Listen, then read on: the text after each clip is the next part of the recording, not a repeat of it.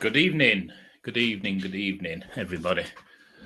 Well, we're just having a few technical problems. We're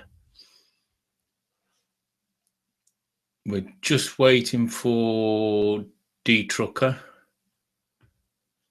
and also Paul Andrew Kennedy.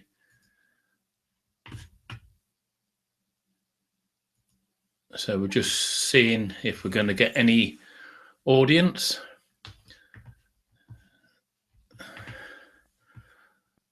So we're just going to play it by ear. Paul's asked if we can go and do it on Skype, so we may go and do it on Skype. So I've just tried to get all my kit set up and ready. So if we're going to go and do it on Skype, I've got to reset everything.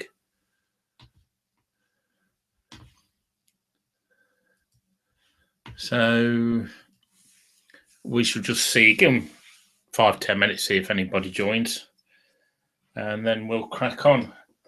In the meantime, I can carry on getting things set up, because I was going to use my mixing desk, but it's such a long time since I've started that up and got that working. So I shall put me piece on so I can hear if anybody joins. The problem is with doing this, you can't really test it unless somebody's with you. I just heard a ding, so I don't know what that means. If that was somebody joining or what. So what I was going to talk about is tech and trucking this evening, and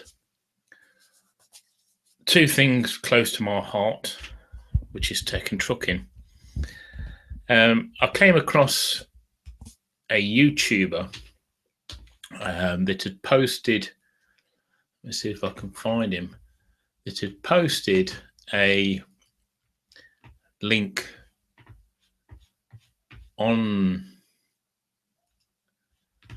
the YouTube site, and let me have a look. He was in Europe trucking in Calais, and oh my God, I don't know how to pronounce it. It's a Leventi Jedi.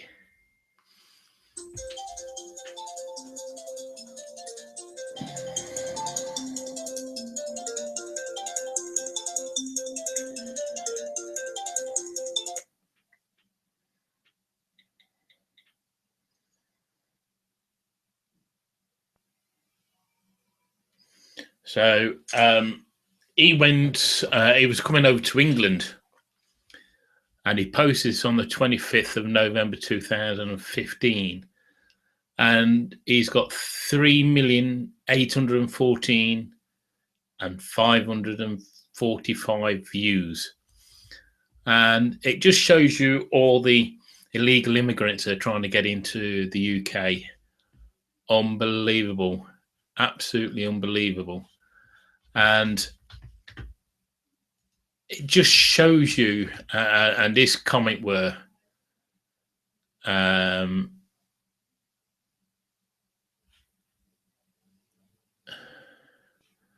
it just shows you how bad it is out there, and it's unbelievable. This guy was coming into Calais, into the truck part, and they were hundreds and hundreds of these. Well, they're not illegal immigrants over there until they get into the UK, but he was coming over, and the amount of people that were trying to get into his vehicle and what they were doing. They were bombarding them with stones, bricks. They had a guy who'd got a scaffolding bar shoved straight through his windscreen.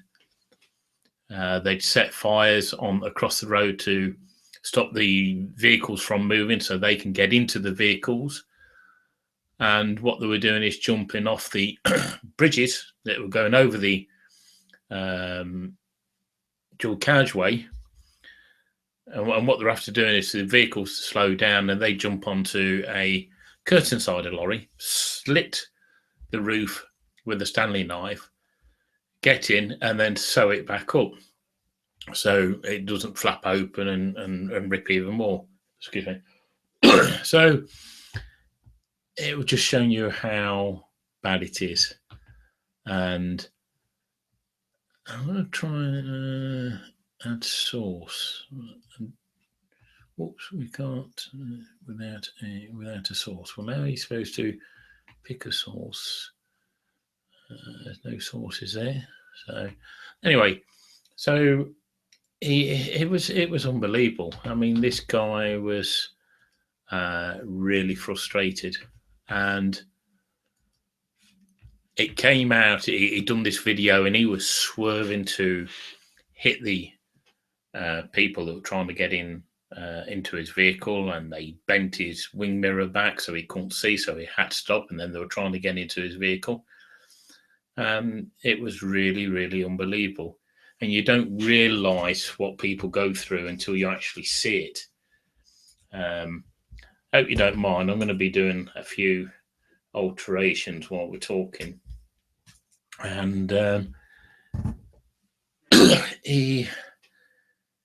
it was unbelievable. He and now apparently his boss wants to see him, and is potentially going to get the sack, which is not very good at all. So these are the problems that people are up against, but it's all right seeing it on a YouTube video. It's actually being there and actually seeing it, what's happening. Let's put it this way. I'd probably have done exactly the same as him. So it's hard. It really, really is hard.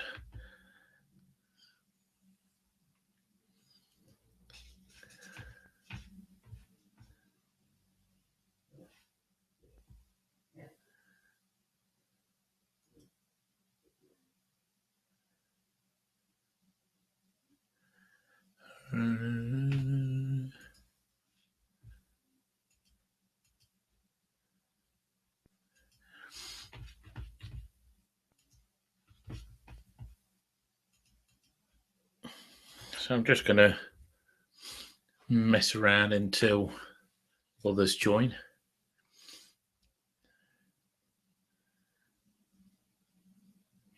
Because what we'll do, we'll upload this to YouTube, and then I'll take it down and cut it up how I want it.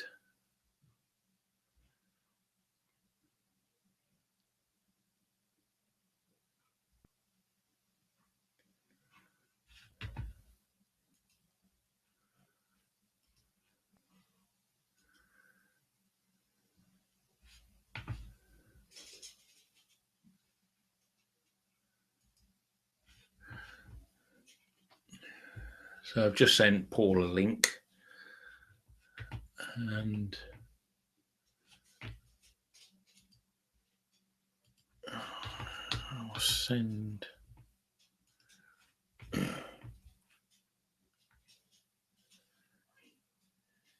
DJ Trucker.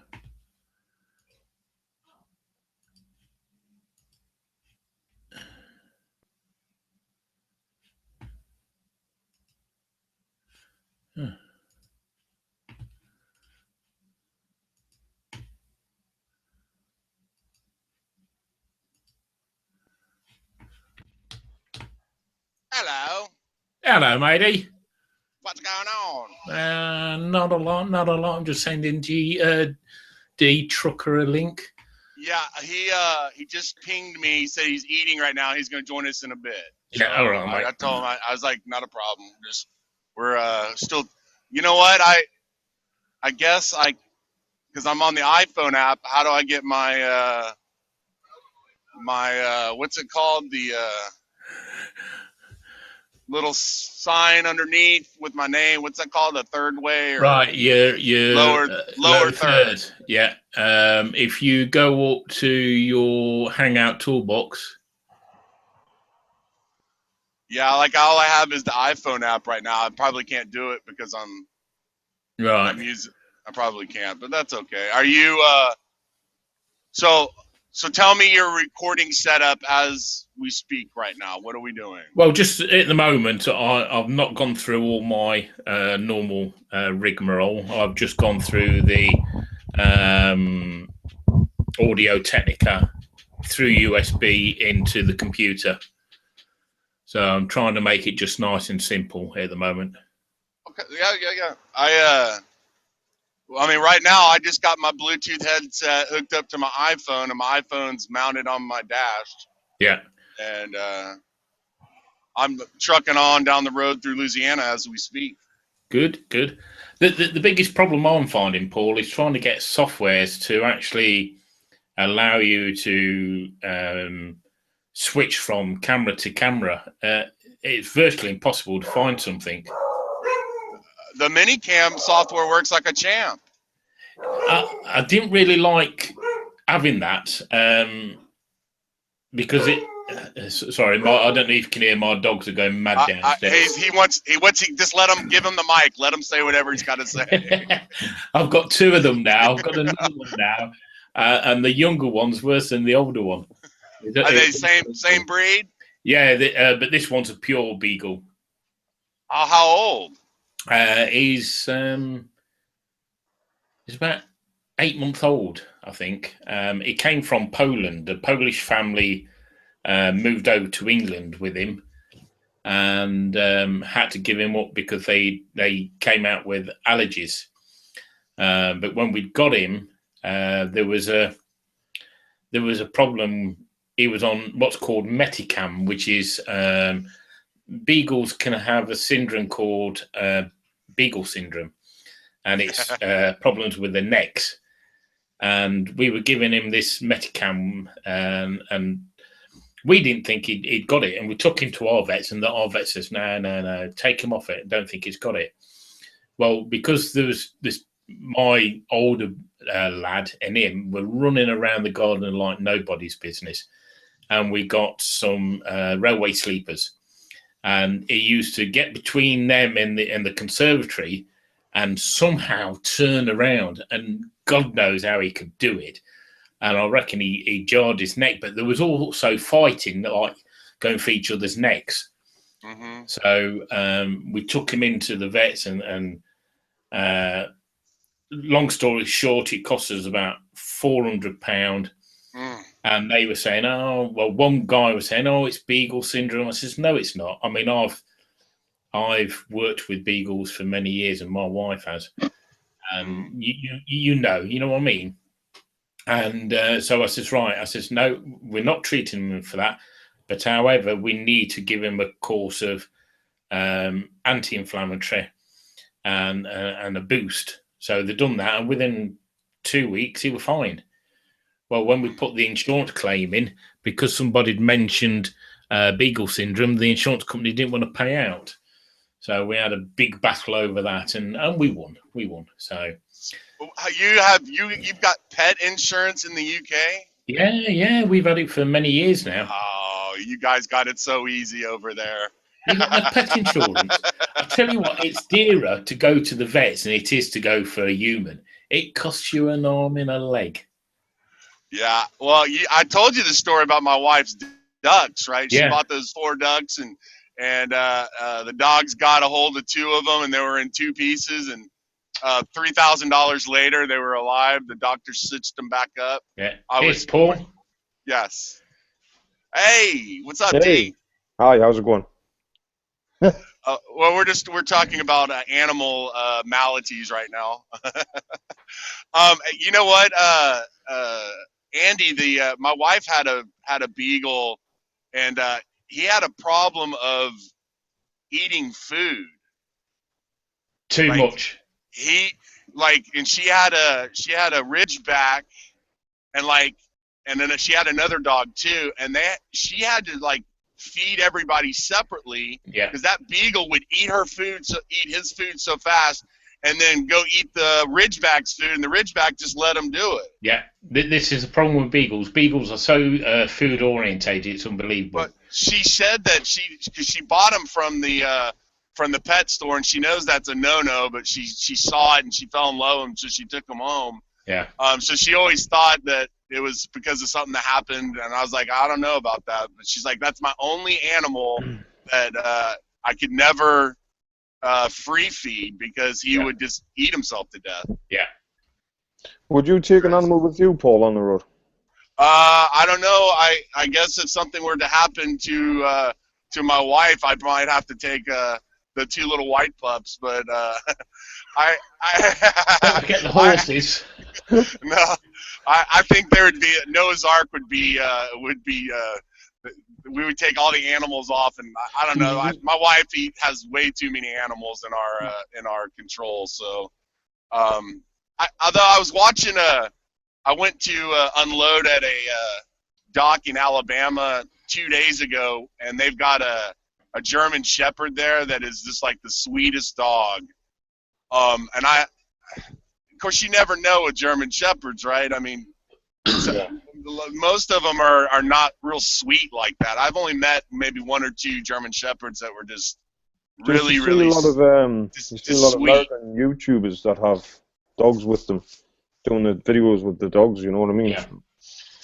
When they got truckers with cats and stuff, I don't know. I have enough problem taking care of myself on the road. Well, in the UK, because of health and safety, we're not allowed to carry animals with us. Yeah, that's right. Yeah. Well, it's an insurance. What do you call it? Liability. Part of no, because your security. So for the owner operators, they can carry them.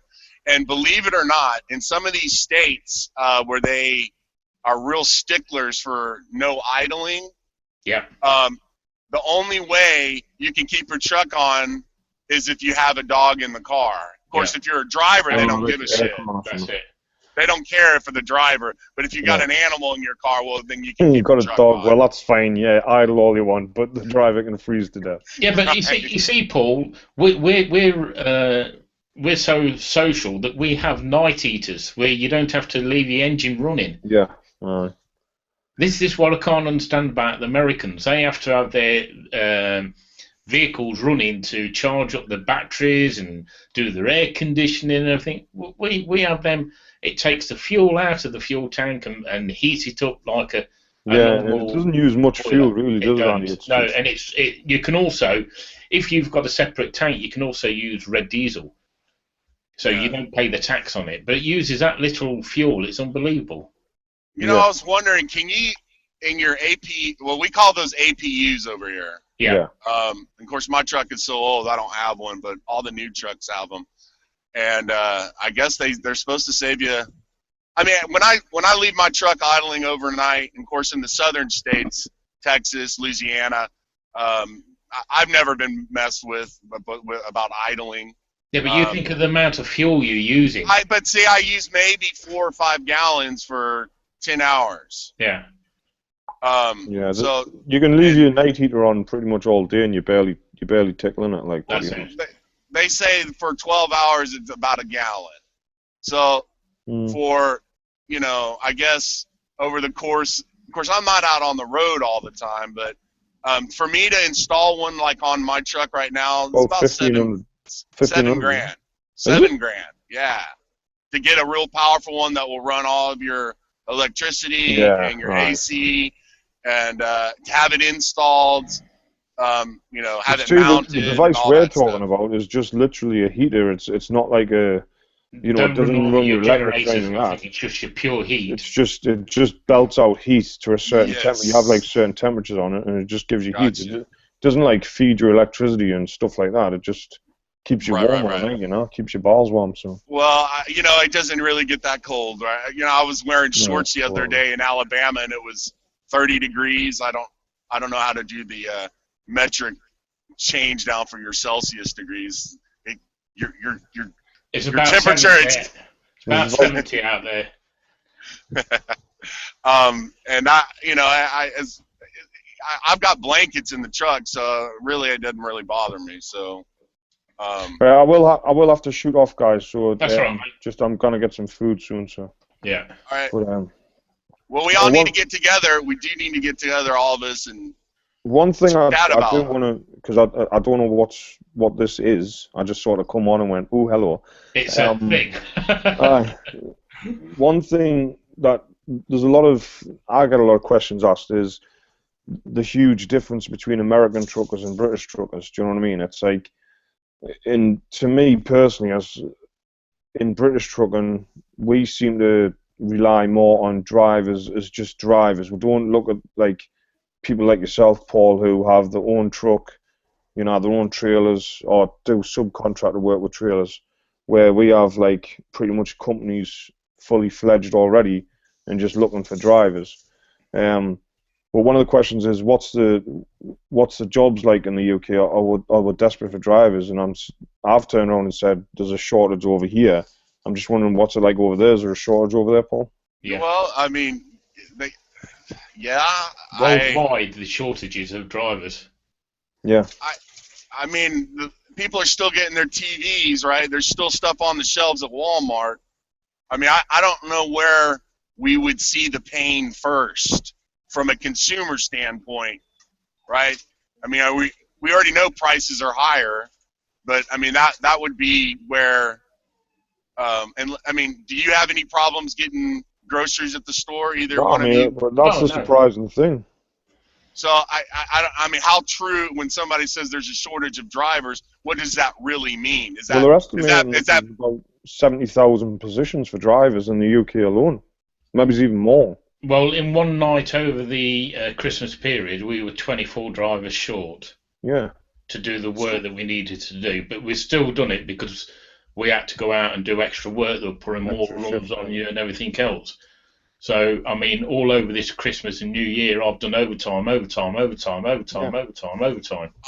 know one of my friends that well, he's not a friend. He's another owner-operator that hangs around the oyster business for my father-in-law and the other guys that are in the oyster business. And he went and worked for UPS over the Christmas holidays. So he signed like a 2-month contract, and he was delivering TVs to all the Best Buys. And so to me, is that a good thing that there's a shortage, or is that a bad thing? I haven't gone out there and tried to secure a contract. At the end of the day, that's what I'm saying. There's a huge difference over here for, like, we have huge companies like Stobart who basically suck the work up. So Stobart might have 6 or 7 trucks in the same area, and my company might have 2. Now, my company will quote somebody £300 for a backload to get it back up to the northeast. But because Stobart's got 6 or 7 trucks, he'll sit there and go, well, we'll do it for £100 just to get one truck moving, you know what I mean? Because then that means he can go into the Teesside depot and pick up someone from Teesside, you know what I mean? So he's made £100 instead of burning dead miles just to get up to Teesside to pick another load up for Tesco or something, you know?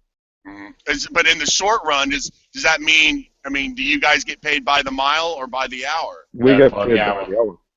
So the more work for you guys is a good thing. Yeah, right? You put so many hours in, and you're only limited to the amount of hours you legally do.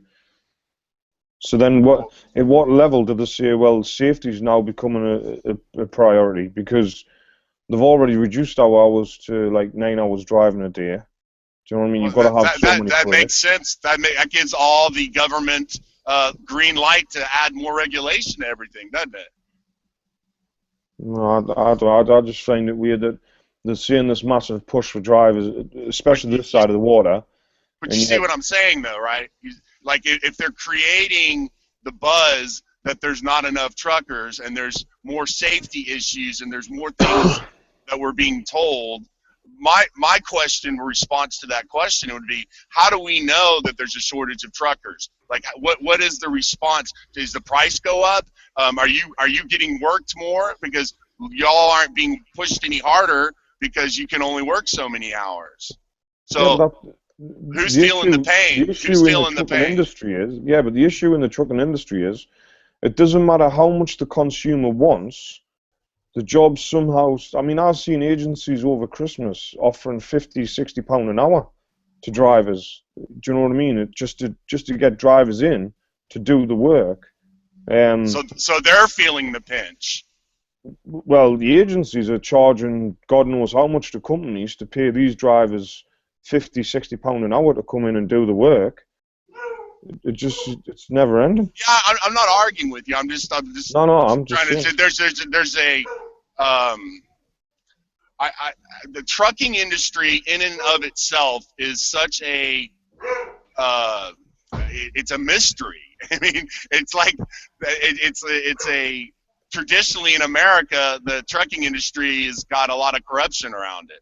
So like when I'm as a one man, one truck, one pony operation over here in the United States, like I have, the only reason I'm in trucking is because of my father-in-law and because of the business that he's in, and I was able to provide trucking, and but I wouldn't have gone into trucking other than that. So for me to try to go find out other industries, other businesses, other economic models that are sustainable, it's real hard for me to even comment on. And I guess I'm not arguing with you. I'm just brainstorming about all this. I can't understand that they're saying there's such a demand. I mean, it's like I say, once again, this is this side of the water. They're saying there's such a demand for drivers, yet nothing's made easier for people to actually step into that box. Do you know what I mean? It's like... I'll tell you one of the things it is out there, Paul, and I certainly believe it because I tried to set up my own agency end of last year, middle of last year, and couldn't get any work. A lot of all these things is so that they can bring cheap foreign labour in. Yeah. Now, you know as well as I do, you try and get into a truck stop at night time, you can't get in there. No. You can't get in there because the amount of European, we're going to call them foreigners, but I better call them European. The amount of European that are parked in there, we can't park in a services where we're supposed to be taking our breaks, legal breaks, because they're sat in there working. They're Woba, which is the big blue and yellow from Hungary. You go down to Northampton, every single services there have probably got 10 to 15 lorries parked next to each other waiting for work. They're taking our work off us. But also, the businesses like this saying, the shortage of drivers, because then they're bringing cheap foreign drivers that can't do the work like we can and know the areas and know the law and everything else, and that brings the wages down because now they can go out and get all these foreigners coming in. And the thing is, another thing to point out there is the fact that they bring these foreigners in, which, albeit, they're here to work, fair enough, that, it's better than coming and sitting on the benefits and all that shit. But they bring the foreigners, and like Andy says, they don't have a clue about the rules of the road. They just jump in the truck and go for it. I mean, obviously, I work just outside of Nissan, up at Sunderland, and you see a boatload of foreigners going in and out of there, and they haven't got a clue. Well, one of the biggest contractors for Nissan, Weber from Hungary, and that's all they'll do all day. They're taking our work off us. Yeah. They work out of the services, and the government are taking £10 per vehicle per day off them for being in the UK. Yes. They pay no rates, no nothing. We have to pay rates. We're governed by rules and regulations. They're not governed at all. But just getting back to the driver's side, it's like they're not making it easier. There's nothing appealing to the job. I mean, like that's when I messaged you, Paul, about that over the road thing. You know, Right. what does that mean? And then for you to come back and say, oh, well, you're going to be away from home for 21 days or more. Who's going to, especially nowadays where the world is All right, so social. this is how it works over here in America. All right, so there are probably 6 or 7 major carriers that that you see all over the road. You got the JB Hunts, like the company you asked me about the other day. You got Prime, you got Swift, you got Schneider, and so what these companies do, and this is one of the things I was saying, it's the trucking industry is such a racket, because what these companies do is they bring all these people in, they put all these advertisements, come on, work for us, make $40,000 your first year. What they don't tell you is that you got to go through their screening process. You can't have any problems on your DMV record. You got to have clean, no criminal record, no problems on your driving record. And if you pass that sniff test, then you go to their truck driving school. Well, trucks driving school cost about $3,500 to $4,000 for a 6-week class. I paid I took mine at the community college, and I paid $3,300, and I paid it, went to school, got my certificate, and then I got my license. But what these companies are doing is they're hiring all these people. Well, you go sign a contract that in 6 months, in 6 weeks, we'll give you your driver's license, we'll train you, and then we'll stick you in a truck. But for 14 months or 18 months, you got to pay that 35, and I think now it's like 4,000. Yeah, but and so what they do is they bring them on, and then when they quit because they can't hack being out on the road for 21 days because they don't realize how tough it is, then they stick that charge to them. So they'll bring in 100 people and maybe 10 will stick to the wall. Yeah. And that's the turnover rate is so high. And that's one of the things, if you don't have a lot of money and you want to try to embrace trucking, well, you got to go into voluntary and servitude, and enslave yourself for 48 or 36 months until you paid all that back. Then you get the 2 years of experience of driving on the road, and then you can go. Well, that's not how I did it. I paid the money, and then I went and bought a truck, and I started. But the only reason I was able to do that because my father-in-law has a business that requires trucking, so I had a customer. All right. So. So over here, it only takes a week to do your test from Monday to Friday. So basically, you start on Monday completely blind, and then by Friday you'll pass your test. Some places will push it and make you do the Saturday, but they'll put you in a truck, and after a week of not driving a truck. The problem is you can pass your test in a week, but if you haven't got experience, nobody will take you on. And that's the issue I found when I first passed my test. I was literally volunteering to go to companies and do it for free, and they still wouldn't take us on. They still wouldn't let us drive. So a lot of that's down to the insurance. Yeah, exactly. So it was a massive struggle for me. But anyway, chaps, I'm gonna have to leave it there. I'm gonna have to go and get my tea. So I just press this little hang up. Let's do it again. All right, yes, I will. Yes, sir. See you later. Ciao, bye. All the best, Dean. You there then, Paul? Yeah, right. I went in with me. I always enjoyed. I went in with my iPhone. Go ahead. And it was the camera that had gone. Well, whilst I was there, I had the new Apple TV over Christmas. Yep. And I tried to add people to my favourites and everything else through the YouTube. What's it called? App, and they won't allow it. So when I went into the Apple store, I said, what about this new, fantastic Apple TV? He said, what's wrong about it? I said, well, when I'm on the YouTube app and I see a YouTube video that I like, I try and subscribe or add it to my playlist. You can't. And he says, that's because we fell out with Google. I said, you what? He says, we fell out with Google. So Google, Apple now are not allowing Google to do what they used to do with the apps. You still there, Paul? Yeah, yes, I am. I'm trying to conserve bandwidth, so I took the video off. Mate, yeah. So what they've done now, will allow you to have the app so you can watch the videos, but you can't do anything else at all. But on the old Apple TV, you still can. And I says, this is diabolical. I wish I hadn't had it now.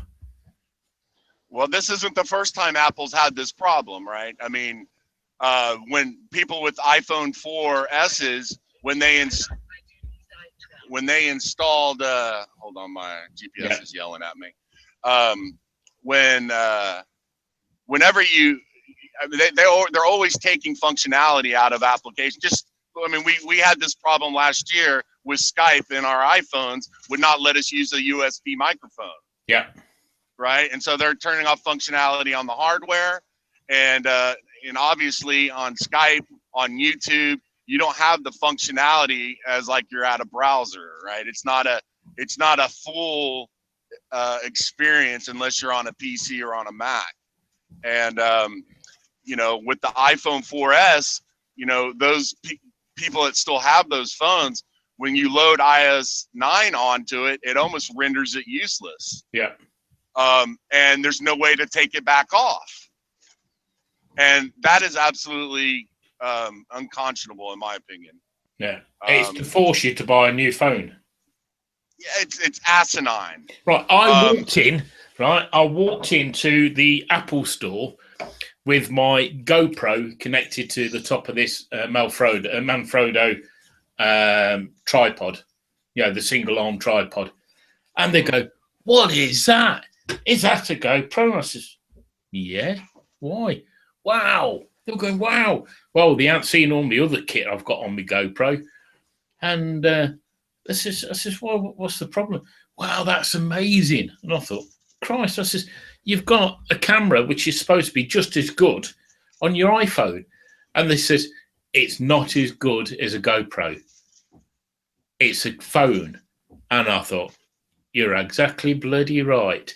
But these people have been going out and making videos and films and TV programs just using the iPhone. You know what they've done now in the UK? Most of the reporters, where they used to have a bloke going around with them with a camera, they've got rid of them.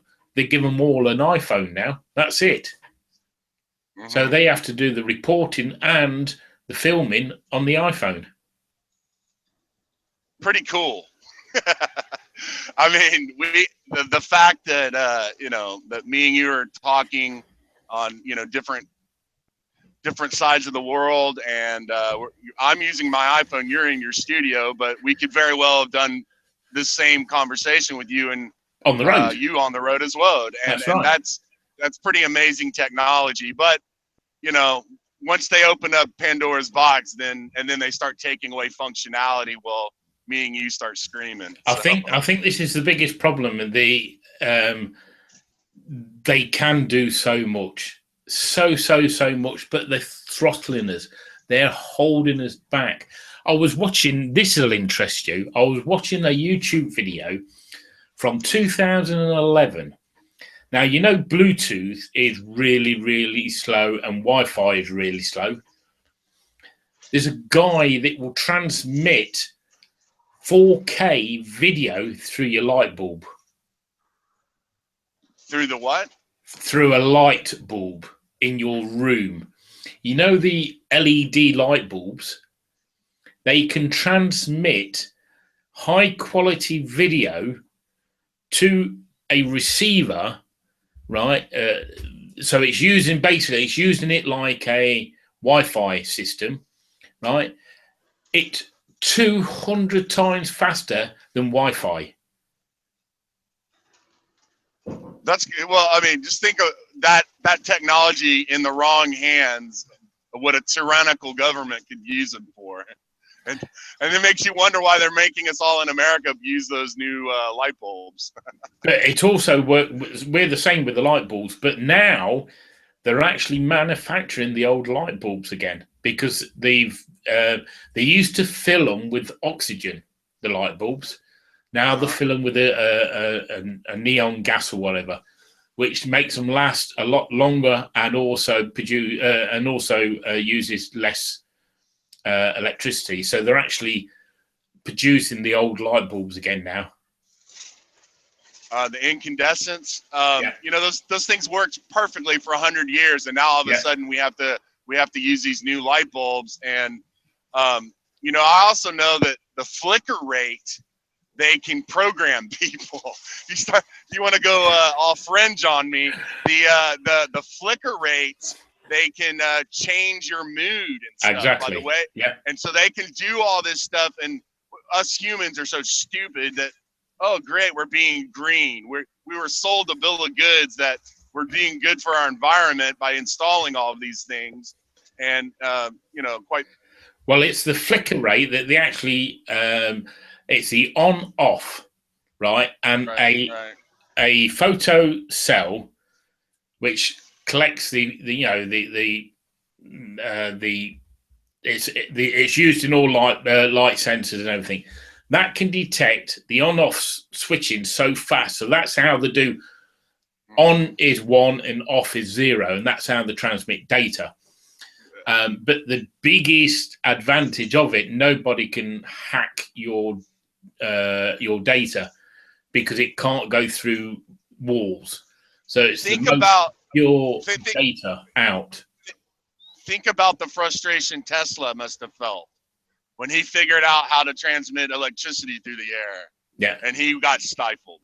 Well, this guy, no word of a lie, he thought, right, he'd got a light. He was up at Edinburgh University the other month, and he was transmitting a high quality video from the light bulb, and he got a photovoltaic, so a solar panel, and he was using that as the collector.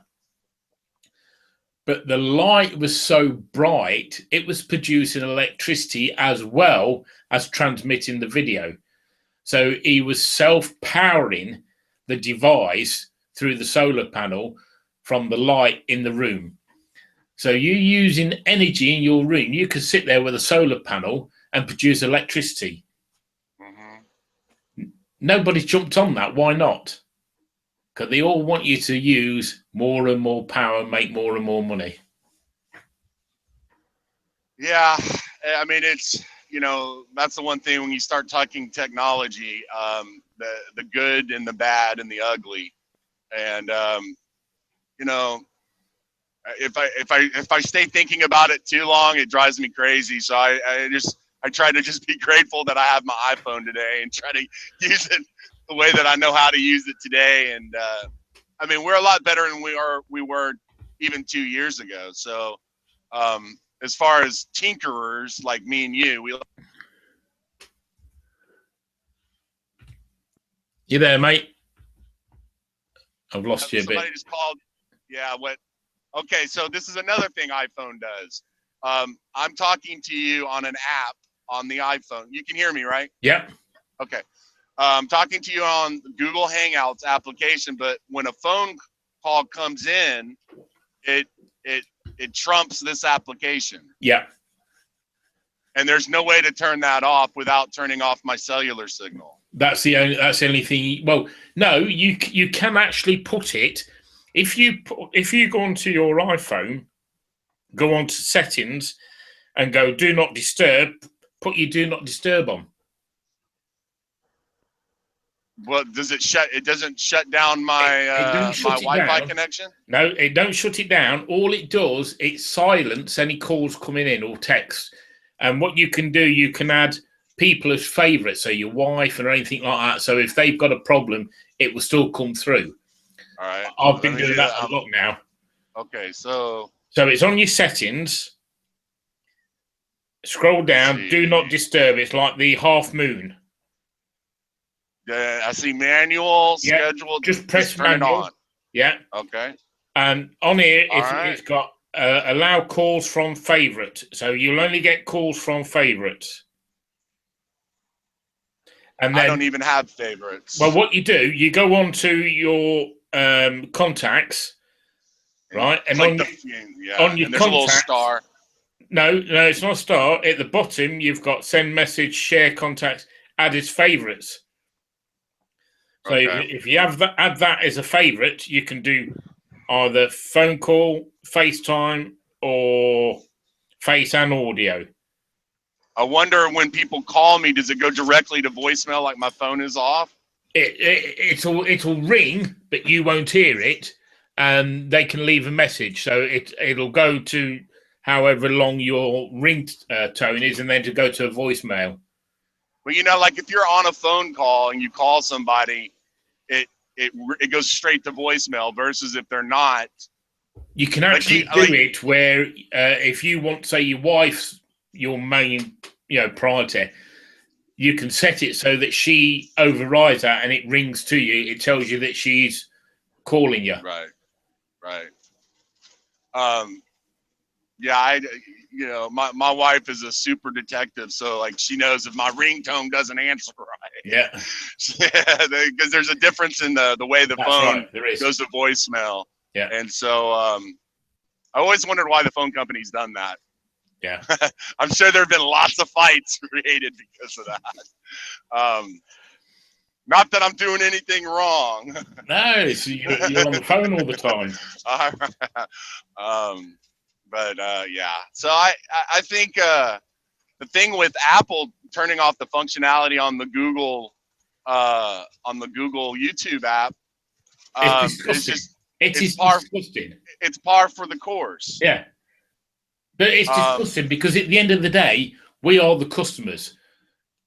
We've made them very, very, very, very rich. And if they're going to start falling out with each other, we can start going, because Google is saying, well, go and get our £20 Chromecast. So now that's the workaround. That's the workaround. You've got to have a Sky, you've got to have an Apple TV, you've got to have a Chromecast, you've got to have a Amazon bloody Kindle, whatever it's called. It's ridiculous. Well, all this technology explosion, especially I would say in the last 18 months, it's made me not buy anything. Yeah. Because I'm waiting. Well, I'm waiting for that one device. Xbox, Microsoft tried to make that one device in your house that rules everything. Yeah. And even that YouTube functionality, it sucks. It's not. It doesn't have the. If you're going to be mad at Apple, I'm mad at YouTube on the way that you can search for videos. They used to have a thing on the front page of YouTube where you can find out what are the top 10 videos on YouTube with the most views. What are the top 10 most played videos today? Can't do that now. You can't do any of that. No. They don't want you seeing trends. That's it. Because you know why? Because they're using it to capitalize and they're using it to maneuver. But also that allows people like me that says, right, what's the top 10 search videos in such a, say like in electronics. Then I know I can go on there and see what they're talking about, see what they're doing, and also then add my videos with all the context and everything to get me to the top. And that's what YouTube don't want. And that's not YouTube's fault. That's everybody else's fault for doing it, because people used to go and find out all the black hats, they call it, ways of getting up there. And and I'm nearly on 6 million views now, and I've got all the Chinese pounding my videos, putting comments on there. Oh, that machine's come from us. That machine's come from us. Well, I've got about 10 people saying that machine's come from their manufacturing, but I block them. But they're not, they're too thick to realise that they're being blocked. But they'll put it on every single video. So all I do is go to YouTube, comment on there that it's what's the expression? That they're doing something they shouldn't be doing, and they get barred. So, but last week I had about 20 of them. But it's taking YouTube a little bit of time now to get rid of them. But I'll just put them on the block list so they don't get through anyway. But you shouldn't have to go through all that. Yeah. Well, I obviously, in the informational age that we live in, I mean, this boils down to the artificial intelligence, right? This is the HAL 9000. This is, you know, the hive mind, the consciousness of human beings. You know, if we knew exactly what the consciousness, if we knew like what people were thinking on a daily basis, where we could pull that information. And I first came to this kind of concept when there's a biblical page where it's called blueletterbible.com, and I sent them an email going, hey, you know, it'd be really cool if you if you had like a scroll of what the top searches were for that day, because if all the body of believers are searching part of the scriptures at the same time, I think that'd be kind of fascinating, just to be able to see what the hive mind is thinking at any one time. It's information technology, isn't it? And they didn't even respond to my email. No, they won't. And then Logos software is another biblical studying software where I was trying to, and I know it's not hard because I used to work for a database company back in the late 90s, and to create searchable, different ways to search, search a text, where I want to know how many times a word shows up 7 times in the King James version of scripture, and nobody created a database to do these things. And I know I'm not the first person to think, wow, I think it'd be kind of interesting to see how many things are mentioned 7 times in scripture. Yeah. And you can't find that. So, but going back onto the trucking side, what is it D Trucker was talking about? Dean. One of the things that, did you see that picture that I sent you of the Scania, which looks really much like an American truck, bit like yours with the big cabs on and everything? We're not allowed to use them in the UK because we're restricted to your maximum length of a vehicle, right? Mm-hmm. But that Volvo that I sent you the link for, oh my God, that must put massive length on. Are you not restricted on the length of vehicle that you can have? Wait, so your tractor can be any size? Y'all are only restricted to your trailer. Yeah, see, in America, it's from your grill to your end. See, we're restricted on the full length. And we actually have distances of axle links too. Yeah. Like certain states have what they call the bridge law, where your back axle can't be any, or your second axle on your trailer that's closest to the tractor has to be so many feet from the back of your tractor and the back of the trailer. And I have a spread axle, so I can't move my tandem, so I don't really worry about it. But it's mind-boggling that the regulations that they put on these things. But that picture that you sent me, first thing I thought of when I saw it was that's a European truck. It is. It's Scania. It's a European Scania, and all they've done, somehow they've extended the chassis and the body to make it a bit more like a European one. Like an American one, because you think we've got people going around spending weeks and months in these tiny little boxes, but you've got a great big bloody thing like that you just spend a day in, never mind a week or a month. But we have little like coffin-sized boxes that we have to travel around in, and it's not good for a driver. It's not good at all.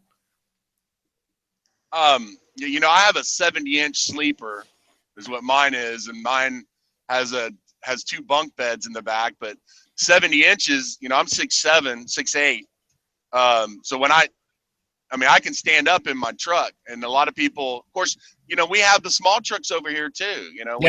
You can get either or. Sometimes I wish that I had a smaller. If we brought our European trucks over to America, your fuel bill would be half for transporting the same amount of goods. And that tells you who's really controlling things, right? Well, you think your fuel is a damn sight cheaper than ours. You go by a gallon. Well, there's I think it's 4.7 litres to a gallon, right? And we're being charged at the moment £1.30 for diesel per litre. So that's the lowest. 4. That's the lowest it's been in like 15 years, right? Yeah.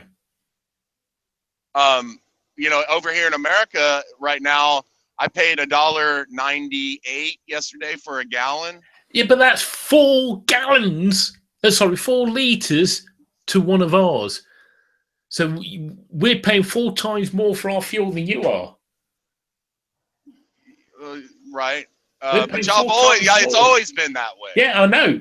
But you think if we brought our European trucks, that's why we're around to have small ones, if we brought ours over to you, your saving would be tremendous. But you want how many miles to the gallon are you getting on a full load in your truck? Have you ever I've not calculated that? But if I go out on a run, which takes me, say, 12 hours, I'm probably using about 120 litres for the day.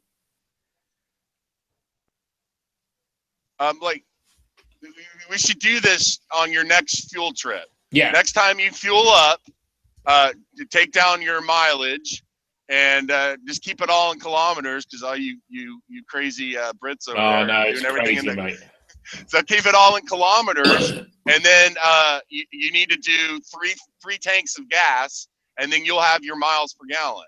Yeah. Or your kilometers per gallon. Well, you see, what I have, right, and this shows you the difference. You ask Dean if he does this. I have a diary, right? I can tell you where I've been, what my start mileage is, and everything, right? For the trip, what vehicles I drove, what time I started, what my trailer service week MOT is, my run, how many hours I've done, my POA. You got how many liters on there? I know roughly about the literage, because I'll tell you what did I do? You got all the data there to calculate your fuel mileage right there. So, but I keep that, and I've got one of these for every year for the last 12 years. How many kilometers is it for the mile? Not sure, to tell you the truth. Hit it into Google or ask Siri. She'll tell you. Siri will tell you. Siri will tell me. How many kilometers in a mile? 1.61 kilometers. 1.61. Okay, so 1.61. Let's see. 1.6. Okay, so 6. I average about 6 times. What's 6 times 1.6? What does that come up to? 6 times 1.6. Give me a second.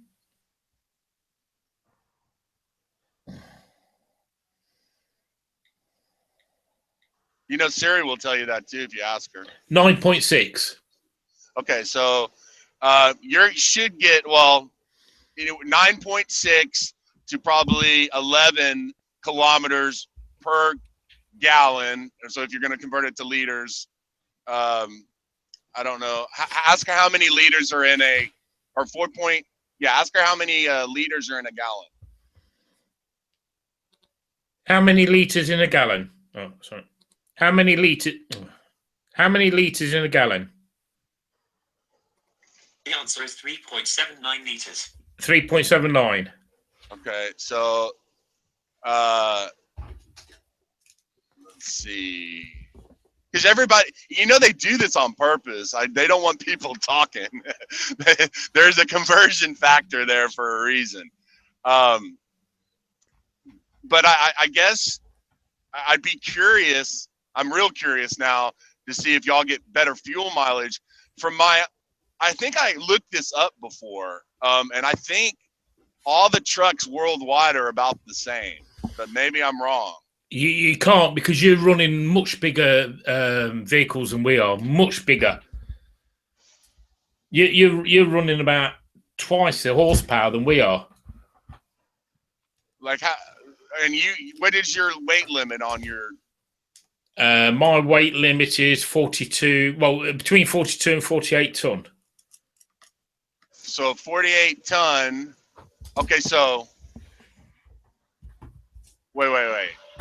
Between what is the maximum you can carry on your truck, or what is your maximum gross weight? Gross weight is 48 ton. 48 tons, man! Y'all can carry a lot more weight than we can. What can you carry? 40 tons. Bloody hell, mate! Unless you have a extended, special passes. Yeah. So 40 tons, 80,000 pounds. So you're carrying more weight. Now, what is your? Well, the average weight, the average gross weight is about 42 ton. Okay, so 42 ton. What is your average? What is the weight of your truck and trailer empty? It varies. I'm not sure, to tell you the truth. Mine is 37,000, so I can carry about 43,000 pounds. Yeah. So 21 to 22 tons of cargo. Yeah. So I wonder how much lighter y'all's trucks are. They're a lot lighter. A lot lighter. You see, we can carry 26 pallets of a ton each. So they're 26 ton in weight we can carry in cargo. I wonder why y'all get to carry more weight. But it didn't used to be that. They've brought it up now, but we're trying to go even heavier. At some point it starts tearing up the roads. You see, you don't do double deckers out there, do you? Trailers, double decker trailers. We do. No, but where my father's fish house is, the house across the street just bought a double decker bus, and I thought of you. It's sitting outside. London bus were it? Yeah, I think. It looks like what I thought. What's his name? What's the comedian who plays the British guy?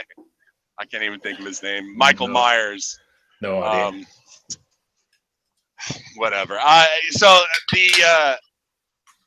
I'm curious if y'all's roads are made differently. Like, I wonder why. Well, we've got the biggest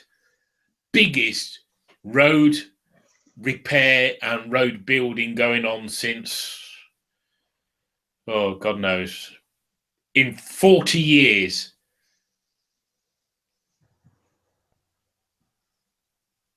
You there, mate? Yeah, I'm there. Can you hear me? Yeah, we've got the biggest road construction and repairs going in the last 40 years, all at the same bloody time.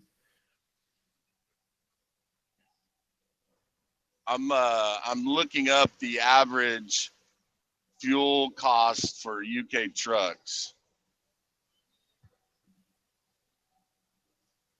Once you search and see what the trucking fuel costs between the UK and USA, see if anybody's written an article on it. This is fascinating. What is the average cost from a UK haulage compared to a American haulage? Yeah. Okay, give me a moment. Okay, I found this on the web for the average cost from UK haulage compared to the American haulage.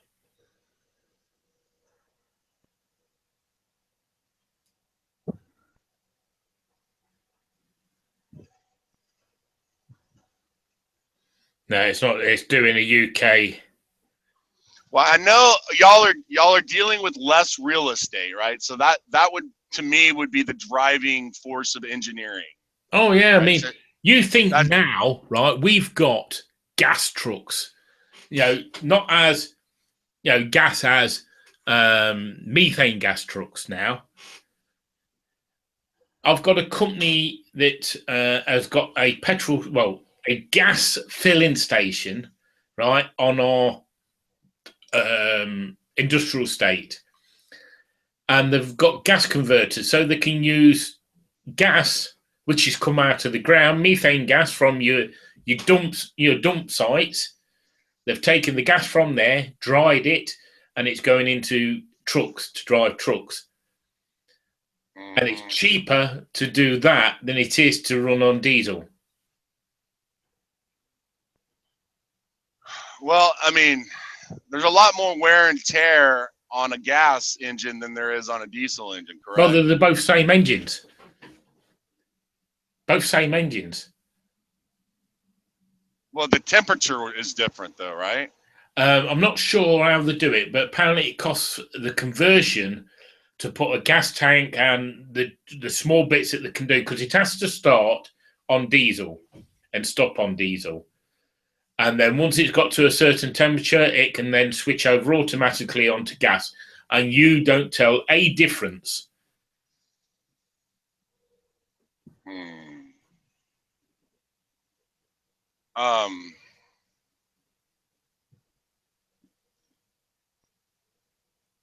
This is a fascinating question what we're talking about here. Yeah. But with the operational cost of trucking per pound in America versus US, and then I'd be curious of how much it costs rail versus truck.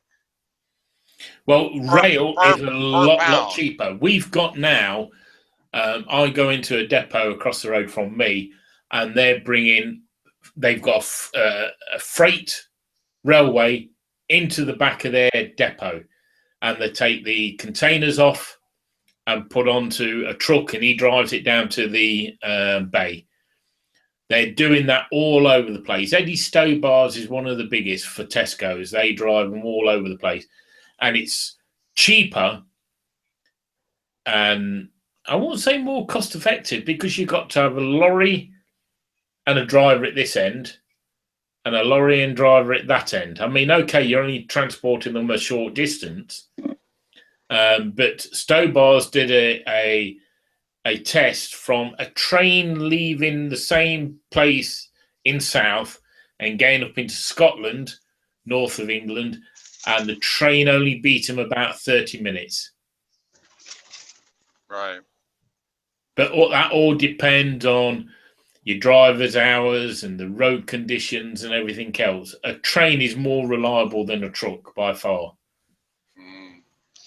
Well, there's a reason why they haven't built a train track from the UK to the United States going the other way, right? Because they very well could.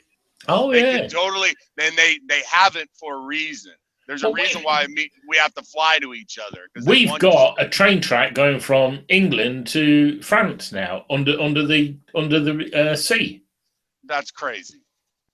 The Euro tunnel, that goes under the sea. And even I'm getting ready to drive by New Orleans here in about an hour or so, and they've got a 40-mile bridge over Lake Pontchartrain. Yeah. And what is the gap between Alaska and Russia? What's 90 miles? Yeah. And that's above water. I mean, they totally could have connected both continents, but they haven't. No. And they want to do it by air and by boat, and those are the only options. And obviously the way our world maneuvers, right? The way our world spins is all by trade, and it's been that way for since the beginning of time. Yeah. I was been researching a lot of the Persian Empire and trying to figure out why we don't know a lot about the Persian Empire, and because the Persian Empire, when Alexander the Great took it over, Alexander the Great just took it over. It was already set up.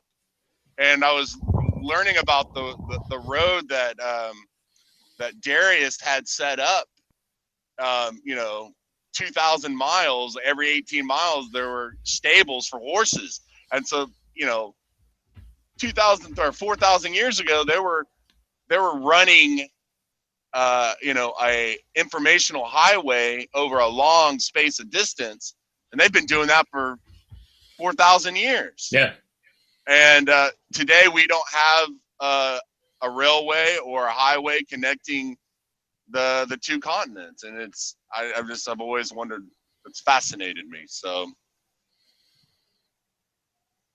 I think it really boils down to the cost of doing business and them not wanting to allow other people to trade. That's right. It controls it more. Yes. It's a faucet, and they can turn on or turn off at their whim.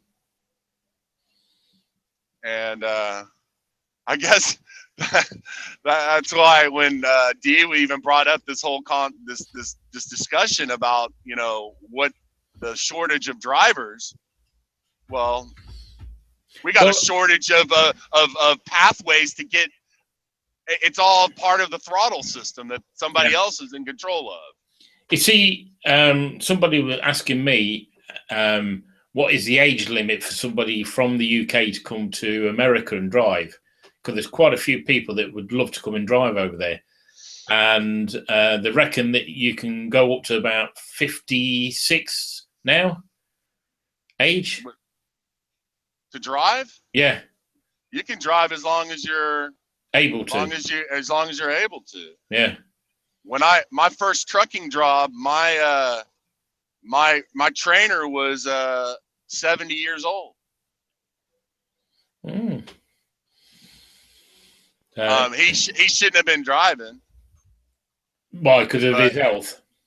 Yeah, I mean he was doing it because he had to, and his son was driving with him, and his son got sick or something, and so they put me in with him. But this he had arthritis so bad, like he barely could use his left hand, or his right hand he could shift with, but his left hand was all, tore up from arthritis. And I was just like, and watching him get in and out of the truck, you got to climb into these trucks. Yeah. You see, this is what I can't understand. All our trucks near enough now are all automatic. Cruise control, the lot. It's so much easier on the driver. Yeah. So much easier.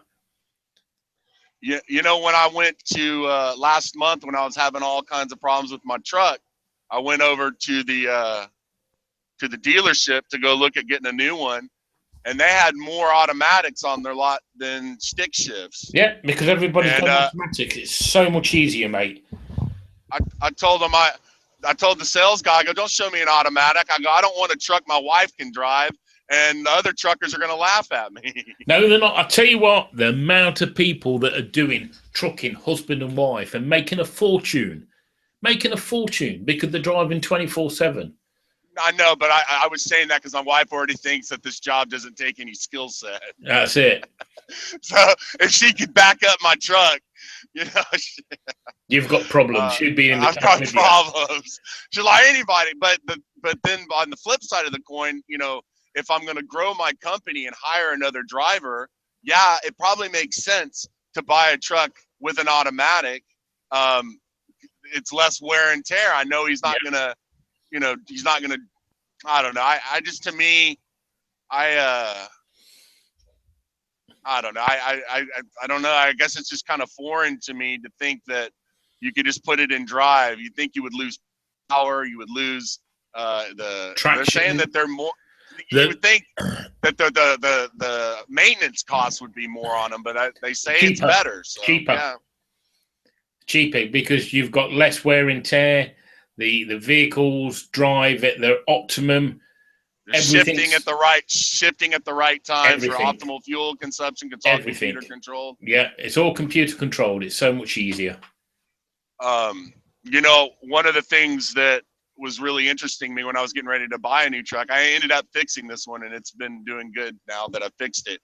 But you can buy what they call gliders, which are basically a company out of Tennessee you pick whatever brands you like. You like Freightliner, you like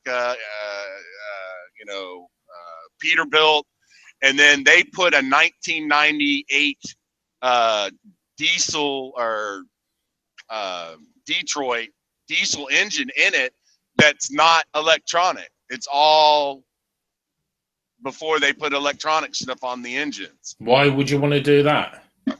Because then you don't have any maintenance other than what normally goes wrong with a truck that can be fixed Yourself. because you can go fix it. A lot of these things now, they've got all these extra filters on for the EPA for your exhaust.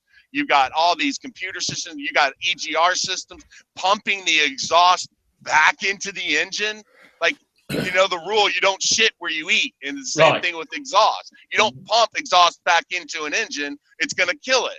Here's one thing. We put water into the exhaust to collect the heavy metals out of the exhaust after it's gone through the engine the second time. Yeah. Work that out. We have to put AdBlue, it's called, into the truck, which is £1.70 a litre on top of your fuel price. And that keeps the emissions down.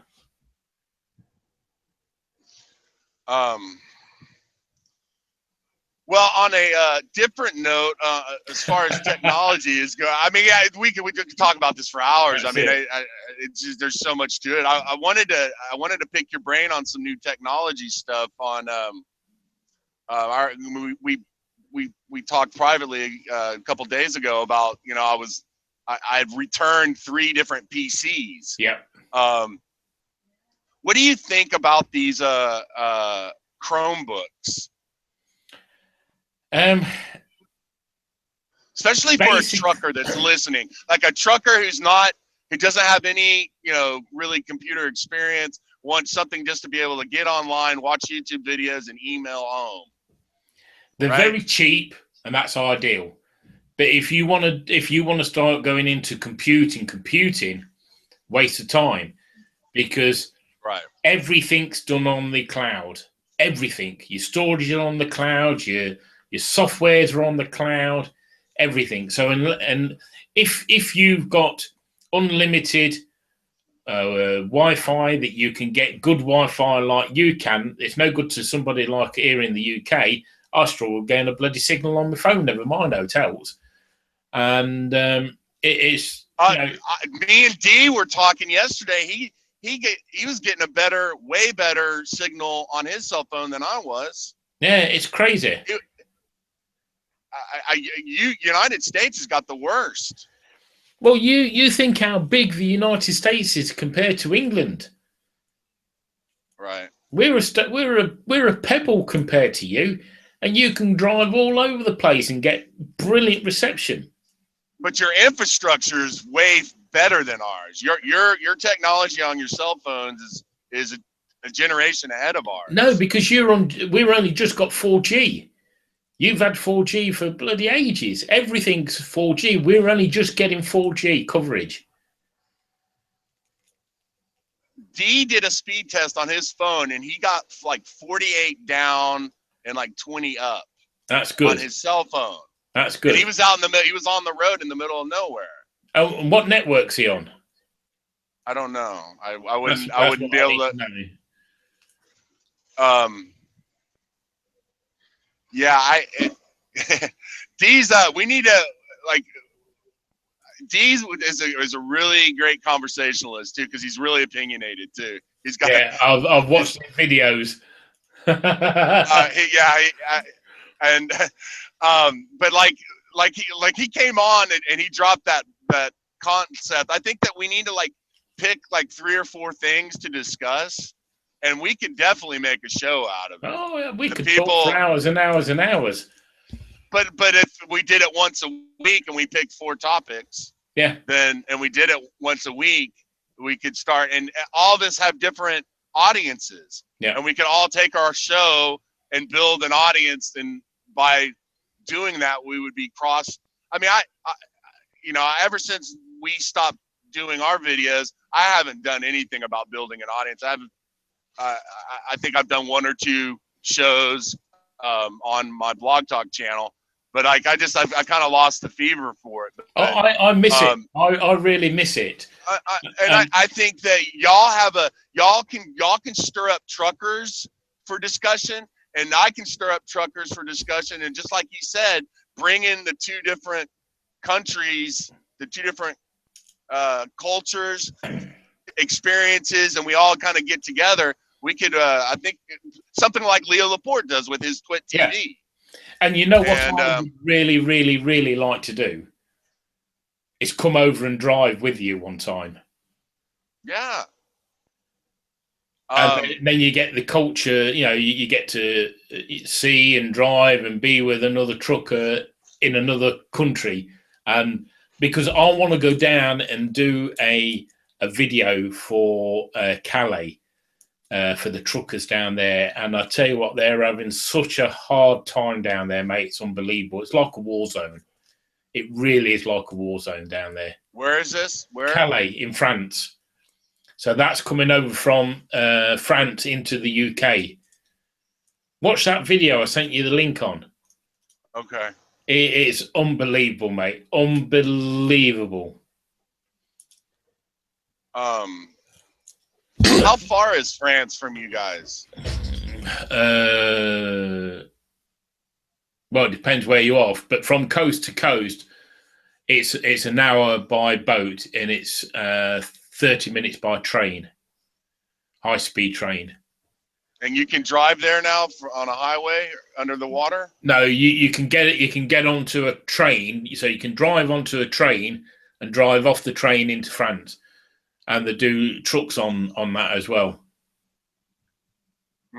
But the biggest problem we have is if there's a fire in there, which we've had 2 major fires in there, you're done. You're done. But also, we had 200 foreigners try to get through the tunnel and walk. The foreigners, the bloody legal immigrants. There must have been thousands trying to get through. 200 actually got in there. I think I saw a news thing on that, them pulling people out of that tunnel. Yeah. Because they can't let the trains go through, so else everybody get killed. To me, I say carry on, let the trains go through. I'd have them great big fucking snow plows at the front pushing them. Right.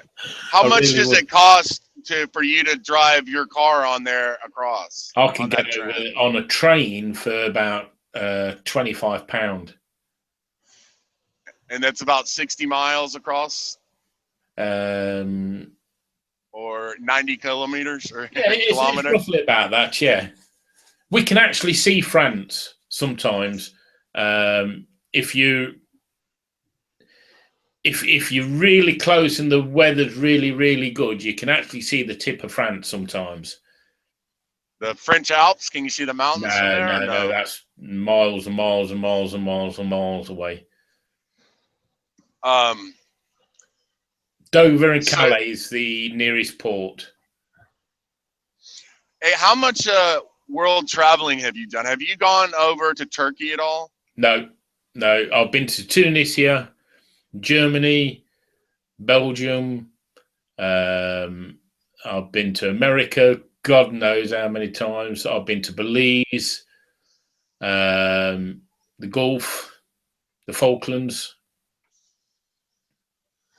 Yeah, I'm really curious to hear the trucking industry in all these different parts of the world, because you don't hear about it. No, like I mean, you know, they on the History Channel they had that the truckers they took over to India, right, and they were driving on the sides of the cliffs on the History Channel or whatever one of those channels, and ice truckers up in and so there's I find it would be really fascinating to hear other people, and I don't know. Well, I think we're right on the cusp where we can actually make that happen. Oh yeah. and there's going to be forces that don't want that to happen. Of course. So we're going to have to battle that and be strategic about it. But I don't know. I was when I was looking at these new laptops and the Chromebooks, I was just wondering if you think that's where computing is going, to this closed system. Because a basic PC is dangerous now. I mean, for security reason. I like I was telling you the other day, I've been in a Mac environment since 2011, and so when I was playing with Windows 10 over the last month, I just every time I was scared to go to any web page, and God knows once you start wanting to use applications, because like I'm not worried about loading a rogue app in the Mac world. Usually, when I say rogue, I mean something like the audio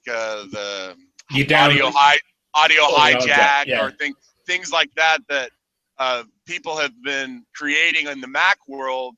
But it seems like if you want to do that in the PC world, you got to go to some Russian website to download this free program and next thing you know, you've got pop-ups and malware and all kinds of crazy stuff that I just don't have that in the Mac environment. Right. And I was looking. The Mac is far more secure, and I won't touch anything other than a Mac now.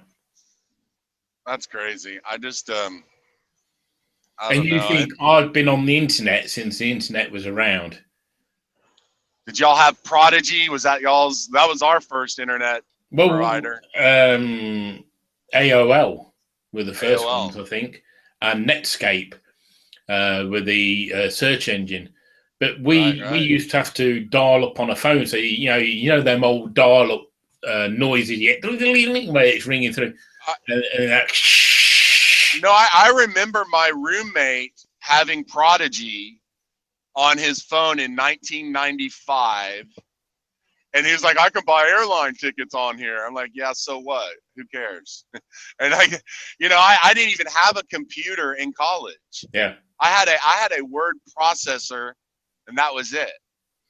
Well, and when my son was at school in the juniors and that, we had computers, and everybody thought we were millionaires because nobody else had computers.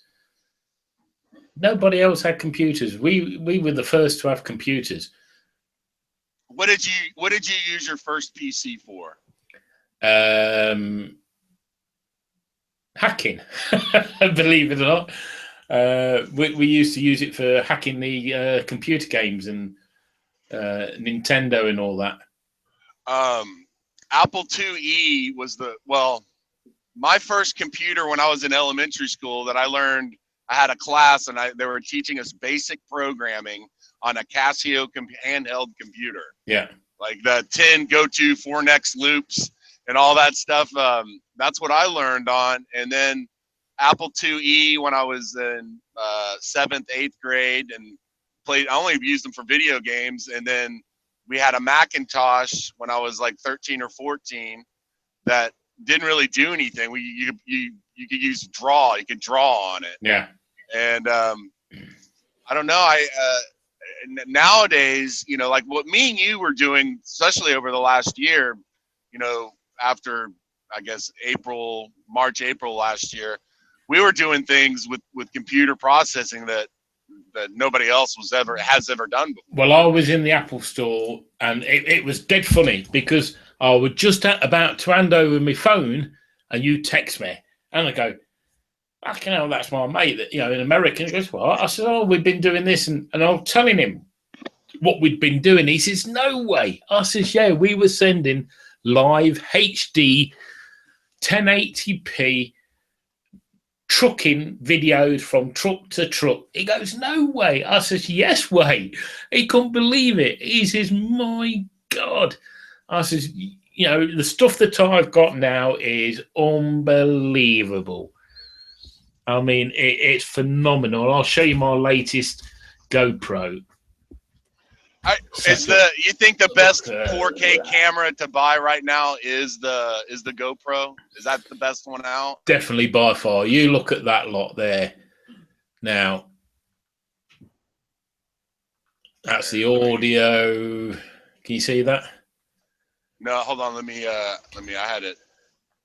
I had that other web page up. Let's see here. Let me do that, and let's see if I can. Hold on. Let's do this.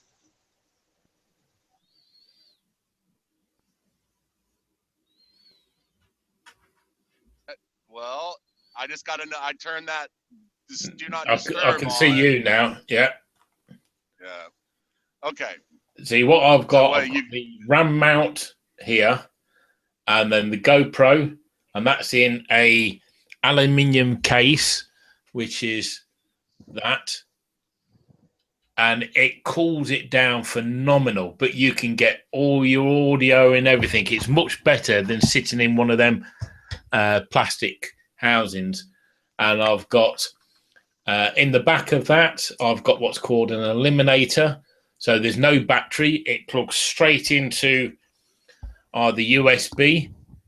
So it plugs either straight into my computer or straight into a cigarette lighter adapter. And then I've got the Rode audio mic going through. So I can also take HDMI out of there. I can take HDMI out of there and audio in at the same time. No other housing can you do that with. Yeah, I'm interested in 4K cameras. I'm just wondering how much better they're going to get. The GoPro is the best one you'll get. And I'll tell you what, which I said to Apple, and Apple didn't know. And I think I heard it on Leo Laporte. This talks about Apple buying GoPro. Did you see Leo Laporte's videos with that 360 camera on the new ship? On the new ship? On the new ship that he took a cruise to the Bahamas. Yeah. And he got one of those suites in this. It's like a 2-story bungalow on a cruise ship. Yeah. And he walks in and he's got his kids there. And that camera is, when you film that and you put it up on YouTube, you can move the camera around on YouTube. That's right. You control it. So you can actually turn the camera to where you want. This is the technology. What's that camera called? I'm not sure what it's called, but it's his co-host got him onto that because he does a lot of 360 videos, but he uses the GoPros in a ball to do 360 photography and video. Well, I was just wondering. Well, when they were talking about it on one of the shows, the person was like, I was wondering why you just filmed yourself until I touched my iPhone and I saw I can move the camera around. Yeah. And you can see all, you can see behind him where his kids were and, hear him talking. And I guess he did a video of, there's a robot bartender on the ship where you go in and you swipe your card and you tell them what you want to drink. And a robot with 2 arms makes your drink right there. And he used that camera, and I was like, of course, I went on to Amazon and started reading the reviews, and I guess it's not the best resolution, but for what it is, it seems pretty slick. His co-host was using, I think there's about 7 or 8 GoPros in this module, and the module housing was 3D printed. And it's got a pole at the bottom, and you stand underneath it, and you can't be seen. So it does everything around you. And that video is brilliant. You never got the Apple Watch, did you? No, my son got it. I didn't bother. D Trucker got it. He's got it, and he says he likes it. And then I just heard they're going to be releasing one supposedly in March. Yeah, there's supposed to be a new one coming out in March. What do you think the new MacBook Pro is going to be like? You think they're going to put a new integrated? I think they'll have 2 i7 chips in it. Why do you think Mac never embraced gaming? I don't think that the what was his name, the owner. I don't think that was his forte. Steve Jobs. Yeah, I don't think that was his forte, so that's why he didn't do it. To me, that seems like they could catch more. I mean, it always amazes me that, like, whenever, because I've been a gamer since I was a young, and now obviously as I've gotten older, I haven't gamed as much. But I always check up on, gaming on the Mac, and you always see the same thing. It's not, they're not designed for gaming, and I've always wondered why that operating system hasn't been more accommodating for gamers. You've had your people where they've hacked into it and done it, but I don't know. It's the trouble is try and change any Mac computers now, like you used to be able to, like you did. They're making it so you can't change the hard drives, you can't change the CPUs, you can't change the RAMs, nothing, and it's just to control you and make you buy more and more and more, and that's what everybody's on with. Okay, so I bought the mid 2014 MacBook Pro maxed out. Yeah. Okay. Maxed out from the store. If I'd have ordered it online, I think I could have got a percent, like 1.7 or 2 point, like just a little bit higher gigahertz processor. But now I was looking. I've got a 512 hard drive in there, and it's the SSD, the card one. So what is that? The PCIe. Yeah.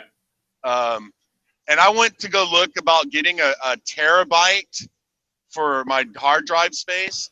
Yeah. And they want like $800 for that. For your but you're better off getting a let me just see if I can change my camera over while I'm talking. I can't. There's no spot in there for an SSD.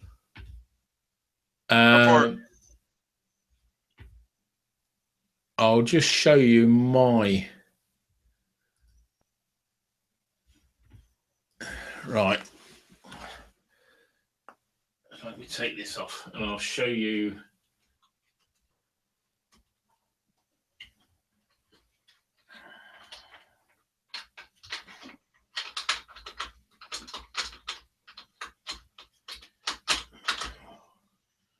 Get it off.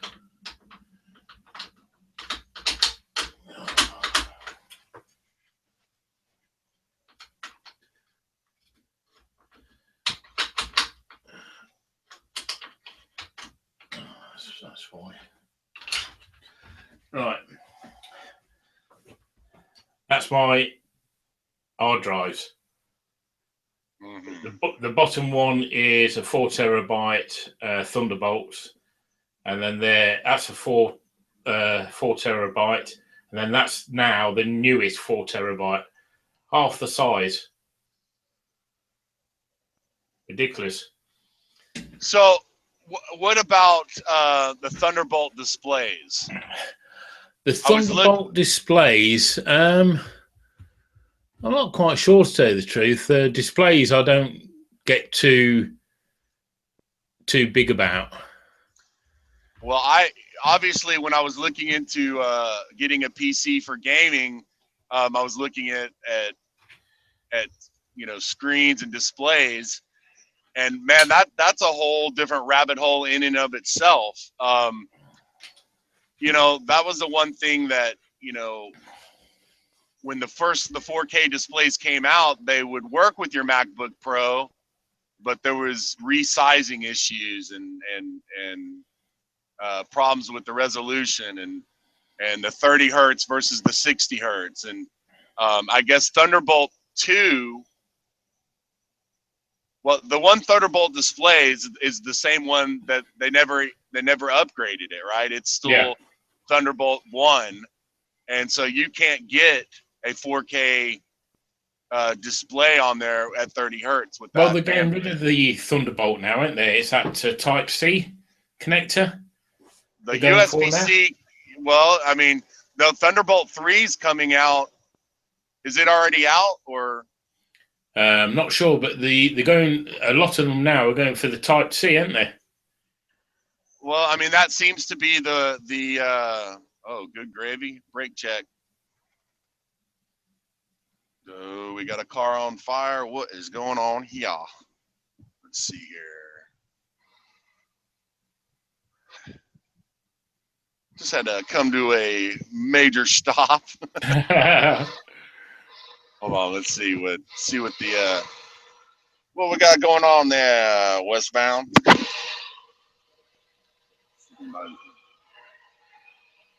What time is it right now?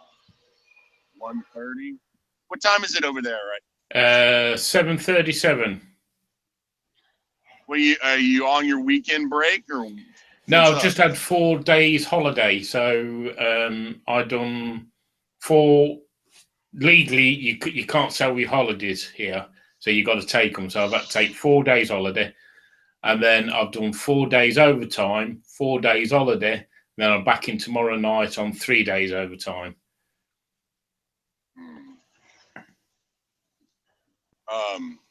What was I talking about? Oh, the displays.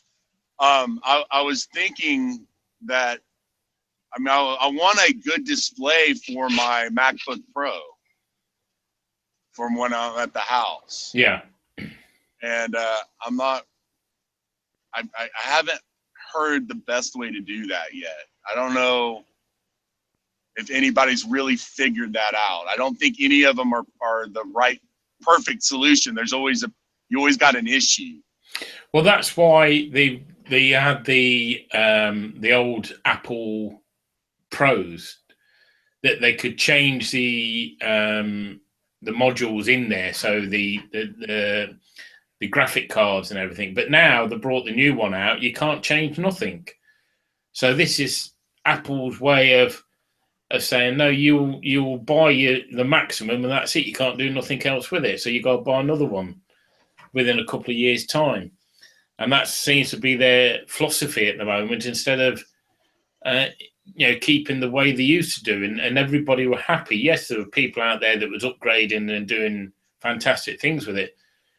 But for some reason, Apple, since Steve Jobs gone, is really closing down on things and making it hard for you to do anything. Yeah.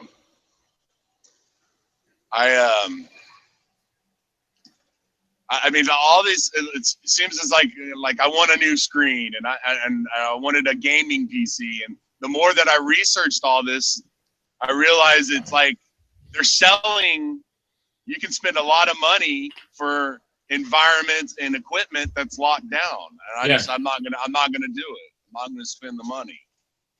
And it's probably, I'm not the average consumer, and most people will like, ooh, it's shiny, and they'll buy it. And if it's knocked down by $20, they'll buy it. Yeah. Just like the whole thing with buying a 4K TV. We talked about this the other day as well. Yeah. There ain't no reason to buy a 4K TV. No, because there ain't any 4K films or programs out there. It's like the 3D. How long did that last? Yeah, that didn't last very long. I thought it was, I thought it was pretty just gimmicky as well. I mean,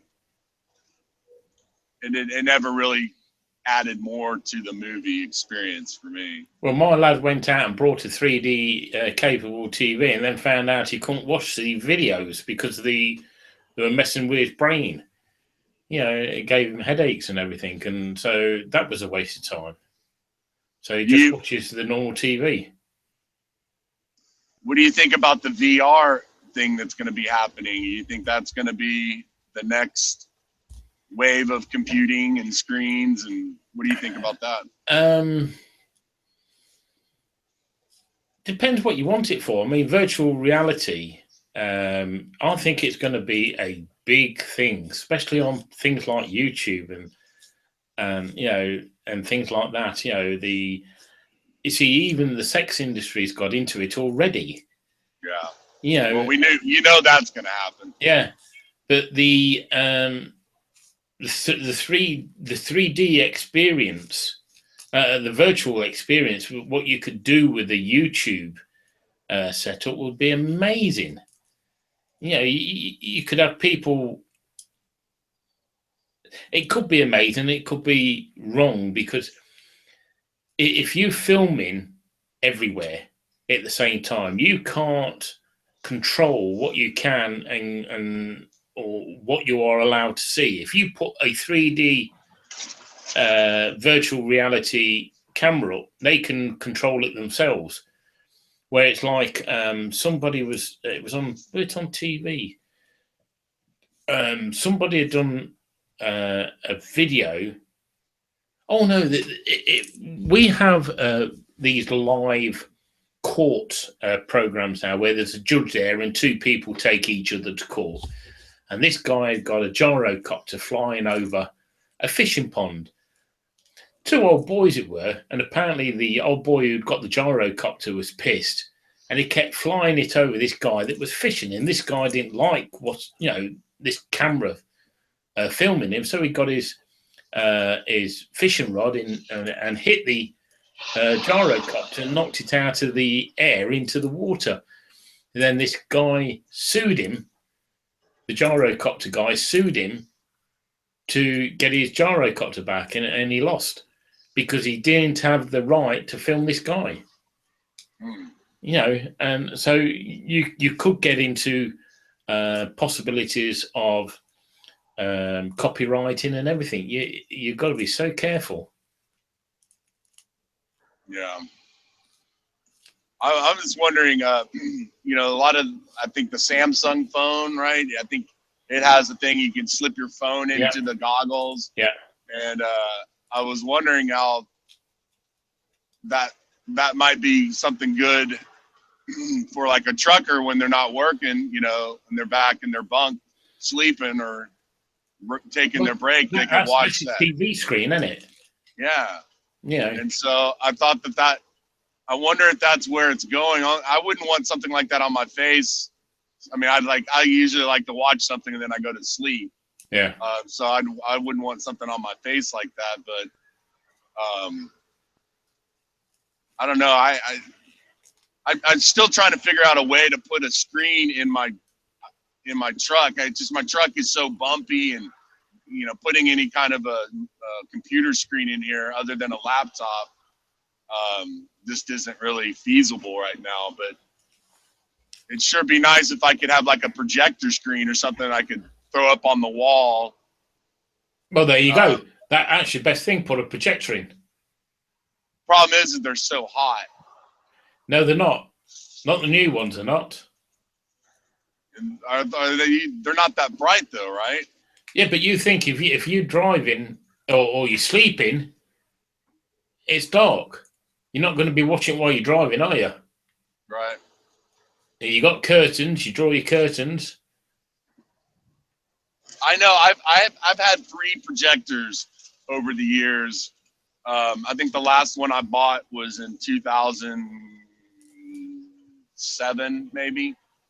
And basically, I still have them. Just the bulbs went bad, and they wanted $150 or $180 for a new bulb. But you can go buy a new one. I go buy a new one, so I went and just bought a new one. And they all were hot, and if they have any kind of vibration, the bulbs will break. Yeah. So like if I was watching it and then all of a sudden I had to turn it off and then pack it up and start driving, it takes 25 to 30 minutes for that thing. Well, you got these camcorders with the projectors in now. I saw that last time I was at the phone store. I saw that T-Mobile had that. It's ridiculous. Yeah. The resolution wasn't that good on. I think it's like a 480p. Yeah, but if you're only watching, say, like a film that in your truck, what do you expect? True. Come on, Paul. I gotta have my HD. You're in the wrong truck for that, mate. You want one of them Volvos.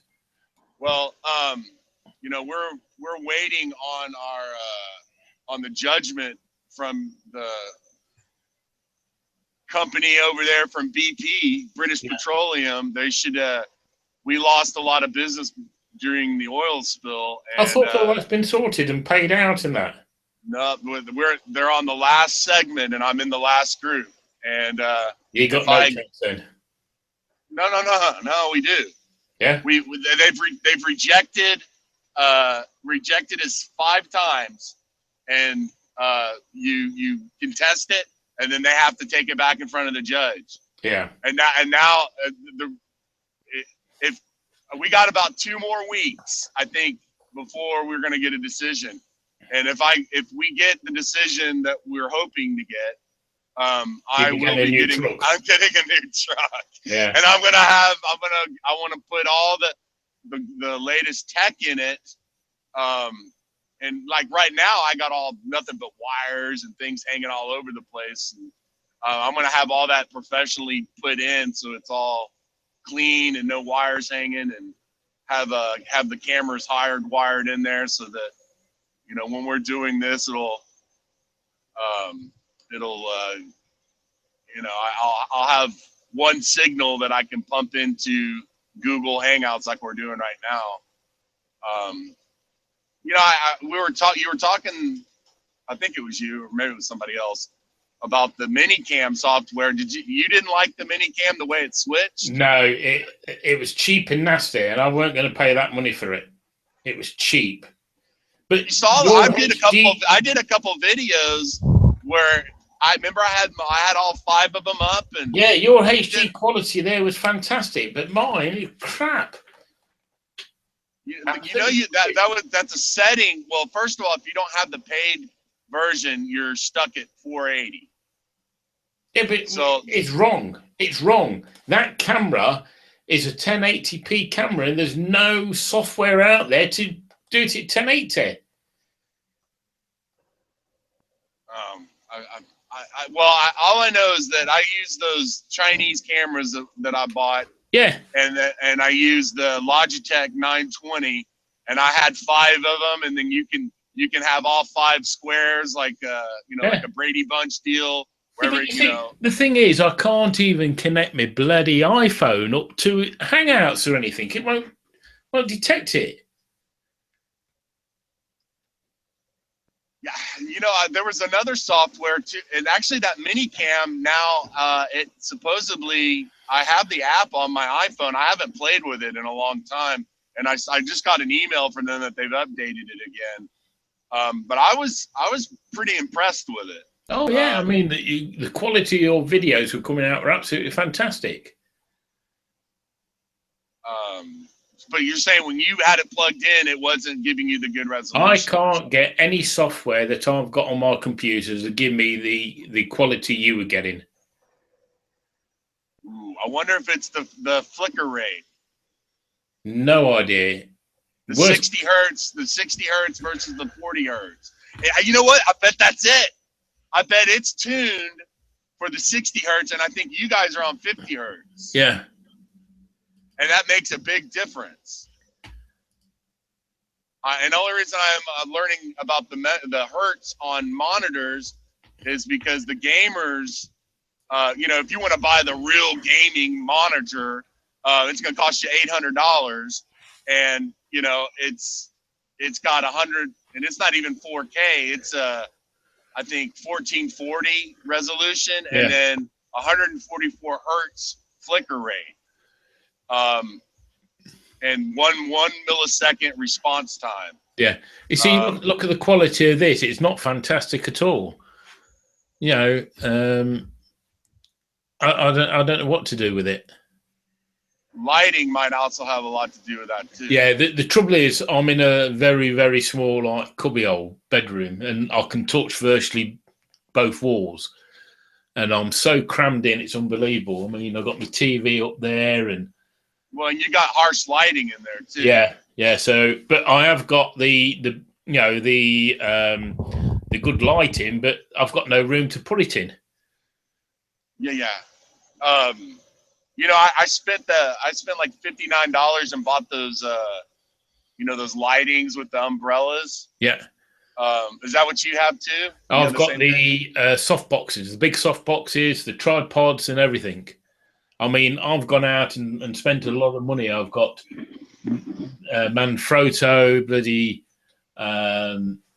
You see this video head here I've got. I can do amazing things with it. You see, I can pull it up, press a button, turn it over. I can do so much with it. That's my light in there, but this is all off the video head.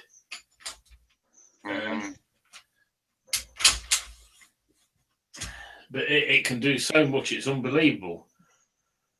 But I just haven't got the room to be able to do things in here. That's the problem. That's my biggest problem. I need a proper studio. Now, I've got that much stuff. I need a big room like you. Yeah, my wife commandeered my room. Not good. And she put all my stuff out in the garage, and now she's yelling at me that she wants me to get rid of all wires. She put a big note on my monitor. Please put all your wires in this box. Why? I got wires coming out the yin yang out there from all the cameras and all the, man, I've got all that gear. I don't know. I'd love to do, you know, a broadcast of where we're talking about like all this tech stuff. Cause I mean, when we and you aren't talking, I'm studying up on all this stuff. Yeah. I mean, literally, I've watched every show that's on Twit that they've released in the last 2 weeks. Yeah. See, my biggest problem now, I don't drive in the daytime. I'm all nighttime trucking now, so that's stopped my videoing. So the only videos I can do is at nighttime. Can you stream with the GoPro? Yes, you can use Widecast. But you can't. I'm wondering. I would so like to be able to. My biggest problem now, when I first had this iPhone, I was paying £68 a month, and then my contract finished in November. In November, I paid £88. And I said, I ain't doing it again. Yeah, I'm not doing it. And then my contract finished, and because that was a well, I won't say over here, but so now I've just gone down to really, really, really low contract. So I have very little data and everything, because the data around it, when I were in the truck, you know how much problem I had. It absolutely ridiculous. But I'm now looking into going wireless, Wi-Fi, and I was looking at some truckers that have put Wi-Fi repeaters and everything in. The Occupy Wall Street, if you watch that video, they got some fantastic kit, absolutely amazing kit. And they could actually broadcast Wi-Fi across New York. Secure Wi-Fi. It was unbelievable what they could do with the kit. Yeah. Well, that's what I'm researching at the moment. Try and be able to do it as free as I possibly can, but as unrestricted as I possibly can. And you know what I'm talking about. Yeah, yep. Well, you know, I think would probably be a good idea is let's pick a couple topics that you want to talk about, and let's hook up with D and find out what he wants to talk about. And of course, I'll talk about anything. So. That's it. We need to build up our following, and the more people get following us, the more we'll get to talk about, the more people that will join us and everything else. Yeah. It's funny on my YouTube channel, my wife's my wife's review of my pickup truck has gotten more views than any other thing on my channel. I know. What did you film that with? Just my iPhone. Um, And that was a one-take show, man. I know. I know. I'm going to have to get a gyro that I can use on the iPhone and the GoPro. Have you seen that DJI? What's it called? It's like a handheld device with a camera, a 4K camera, and it's got the gyroscope on, and you can control it with a thumb to turn around. You flick it 3 times, and it swings around and records a selfie. And it's using all the gimbals and everything that the DJI does, but it's doing it for a handheld video recorder. No, that sounds interesting. Yeah, I'll send you a link. It's brilliant. And that's using 4K cameras, and I think the latest one's got a 5K camera coming out. Well, let's plan on doing something. Like if you're going to be doing it, like if 7 days before when you're going to take your weekend break and you're going to be at the house, just let me and Dee know, and let's tee it up for 5 or 6 days beforehand. See, what I need to do now, I need to spend some time with just me and you so I can get all my kits set up properly. So I can get all the cameras working and everything. That's what I need to do.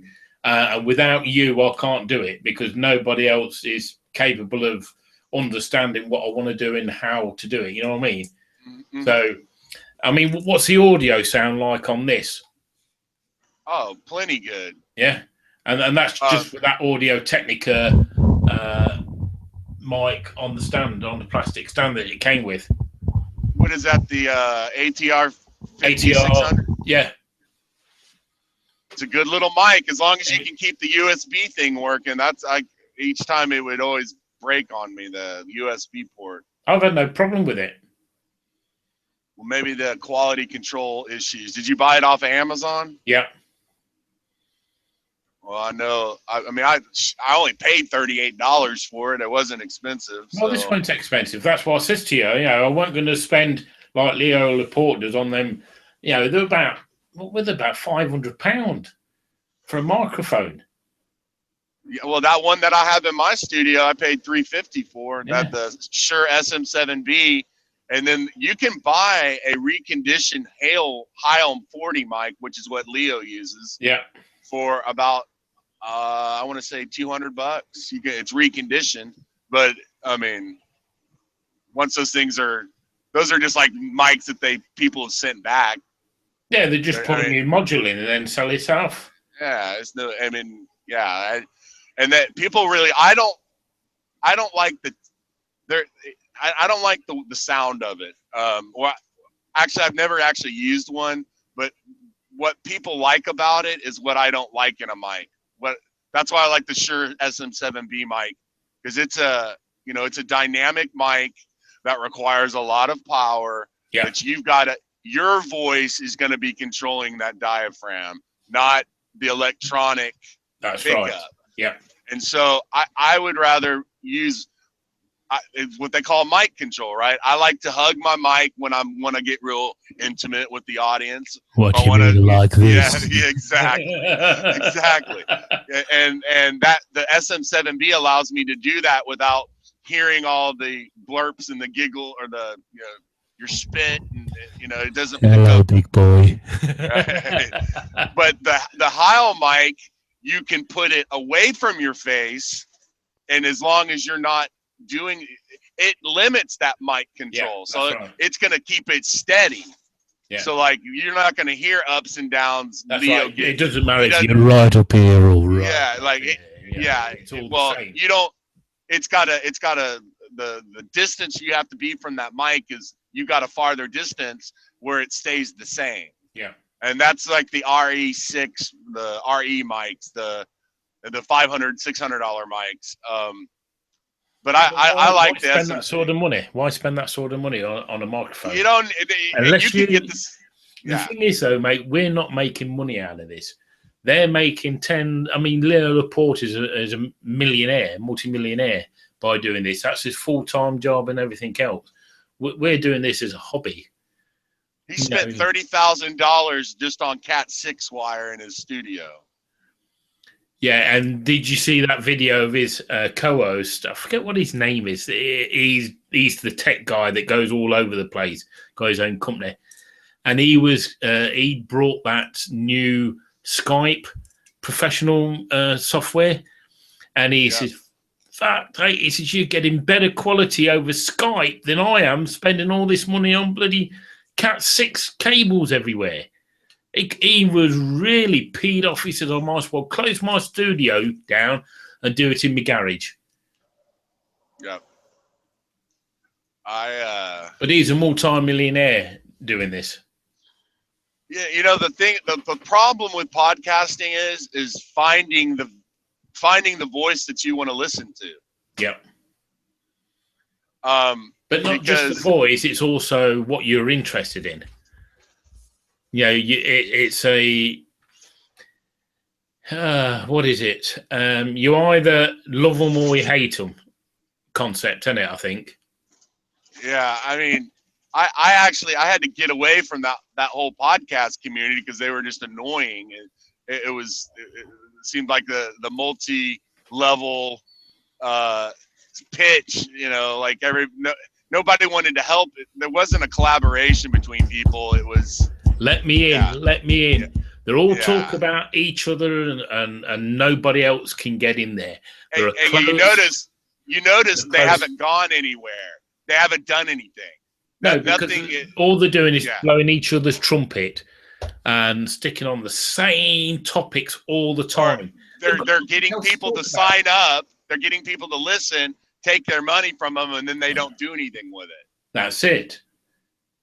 And they get out there, they buy the equipment off them, they get out there, and within 2 weeks, they're finished.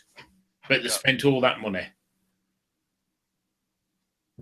I mean, for me, like, you know, like, and I've always told you since we met, since our first conversation, you know, it's really, I need collaboration. I need other people to bounce ideas off of, to have discussions with, that have opinions, that are opinionated, and the more opinionated you are, either for or against what I believe or don't believe, the better.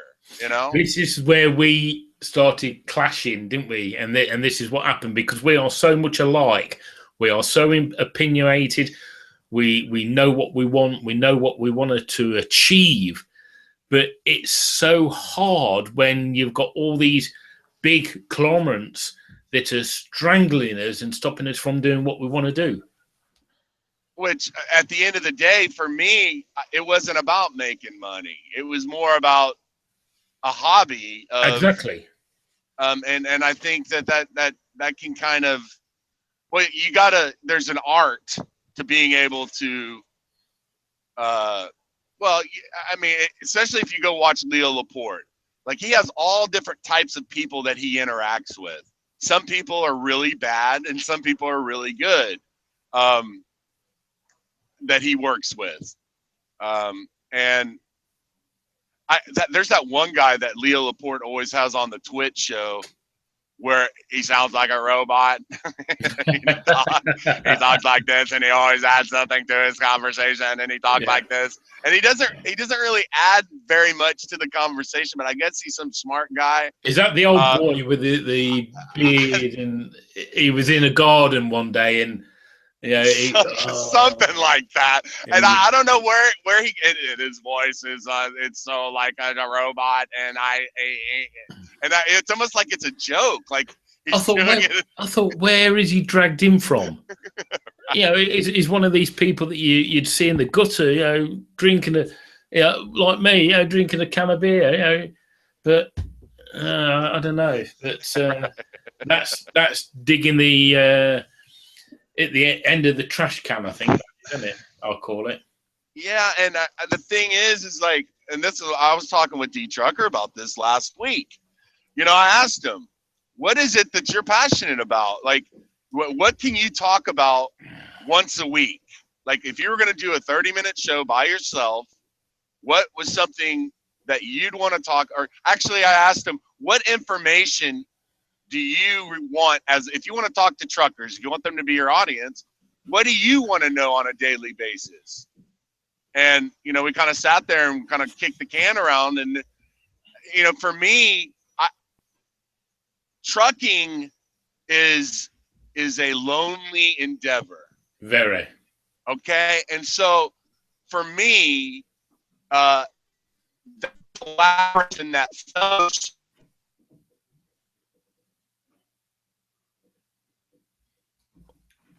Are you there? Yeah, I am now. Lost you Okay. for a minute.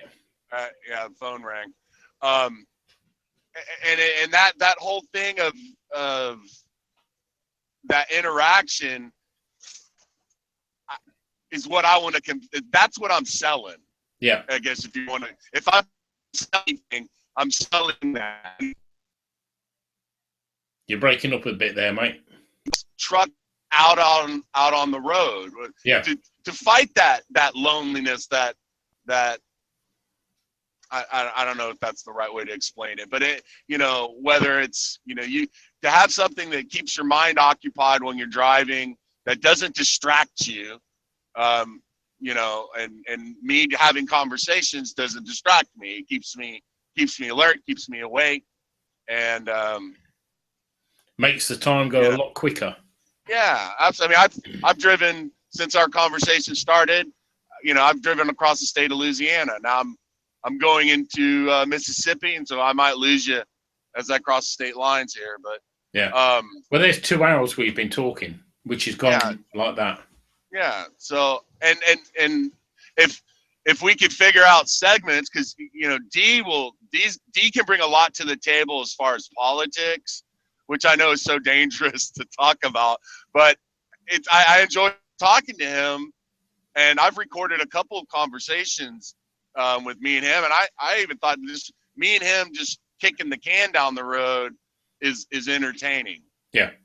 And we don't agree on a lot of things. We agree on some things, but not on everything, and that's okay. And if you can find that mutual respect between two people, and then you can get your audience to engage. That was one of the things D was talking about, is that he doesn't mind negative interaction with an audience.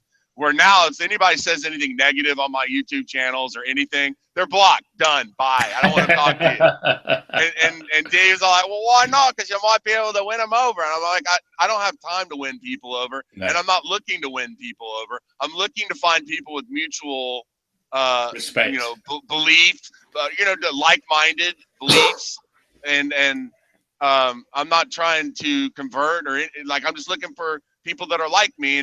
And there are a lot of trolls online. And so it's just a different philosophy of the way that you interact with people. It would be really nice if we can get a group of people that can get the setup like you've got, where they can do, see, I now have started having a GoPro facing forward recording and a GoPro facing backward recording. Mm-hmm. So you can get that interaction. Well, if you can control that on just a press button somehow, and get other people interacting with us, we can see what they're driving and them talking and everything else, and then we can either control the switchover or they can control the switchover. But then you're bringing in, because I spoke to one of our warehouse guys at another depot, and he says, he saw my camera, he goes, "Is that a GoPro?" I says, "Yeah." He says, "What are you doing with that in?" And I says, "Well, I'm doing a bit of a podcast." He says, "Oh," he says, I love watching these. And he says, I was watching a guy, and it was from the same company we were. So I don't know who he is, but he was doing a podcast from the same company I'm from. But where he was going wrong, he was showing the company vehicle. Yeah. You know, and that's a no-no. You know, you got to be so careful. So Yeah. But you know, people are out there, even in our industry, that like to watch things like this. Yeah, I think the first thing is getting the group of guys together that can have a discussion without any audience interaction. We're a self-contained unit, meaning D brings his game to the table, I bring mine, you bring yours, and if we can get maybe one or two more people, and then, you know, even if we had like 6 people, and then as long as we could get 4 to the table once a week, where we start bringing up these discussions, then we start to monitor our YouTube channels and people are, let that drive the next step, meaning, oh, well, I think, I'm from, Ireland, or I'm from Australia, and this is what we're doing. And then we can, or someone, an audience member says, hey, what kind of trucks are you guys using? And then we could do that, right? Give the audience what they want. Yeah. Because ultimately, from my perspective, first once I have my camaraderie, then I'll be ready to build the audience. And that's probably not the textbook way to try to build an audience, but that's the way I'd do it. And I've never been one to do things the way other people do things. That's it. We've got to get the content together and get it out there to build the audience. And be reliable on doing it. Like, we got to commit to, like, all right, we're going to do this for 6 months, once a week. Yeah. Can you commit to that? Great. Okay, we're all committed to that. Let's do this. And, obviously life is going to get in the way, but you got to find people that are going to be driven. And, if you got an iPhone 6, you got a Bluetooth headset, you obviously going to be home. You can drive the ship. You can do the recordings. You can record all of us together. And then at the end, you can disseminate that video, and then we can all post it up to our own channels and Facebooks and do that. And then from that, we'll all have our own little audience, but it'll be, you'll have your channel, I'll have my channel. And it's like when I'm watching Leo Laporte and somebody comes on that interests me, first thing I'll do is I'll look them up on Google. Yeah. Oh, they got a webpage. So then, and the same thing with all of us. So, no matter how they got to the discussion, if somebody else brings up something, they have the choice to go to your channel, and so then we're not really stealing, we're not taking an audience, or we're all just sharing to try to gather an audience. That's right. I mean, at the end of the day, what you're trying to do is give people entertainment and knowledge, and we've all got something to bring to the table, and this is how big organizations do it. Bring in other people. You can't do everything on yourself. I'm lucky. I'm into tech, and I know quite a bit. I don't know it all. Far from it. But we can all bring something to the table. We all know a different way of doing it, and say you've gone out and brought a software, you like it, you can recommend it to me, and I'll probably go out and buy it, and then somebody else will go out and buy it, and that's the only way you find out if anything's any good, is by recommendations from people, and listening to people like ourselves that are like-minded, that do it for the love, not do it for these certain people that are making hundreds of thousands of pounds. I'm going to say it, leading people on to a dream, which they're never going to do. These people that can't talk. I mean, I'm not the best talker by far, but they lead them on to think that they can do something that they can't do, and they spend the money with them, and that's all they're interested in is money, money.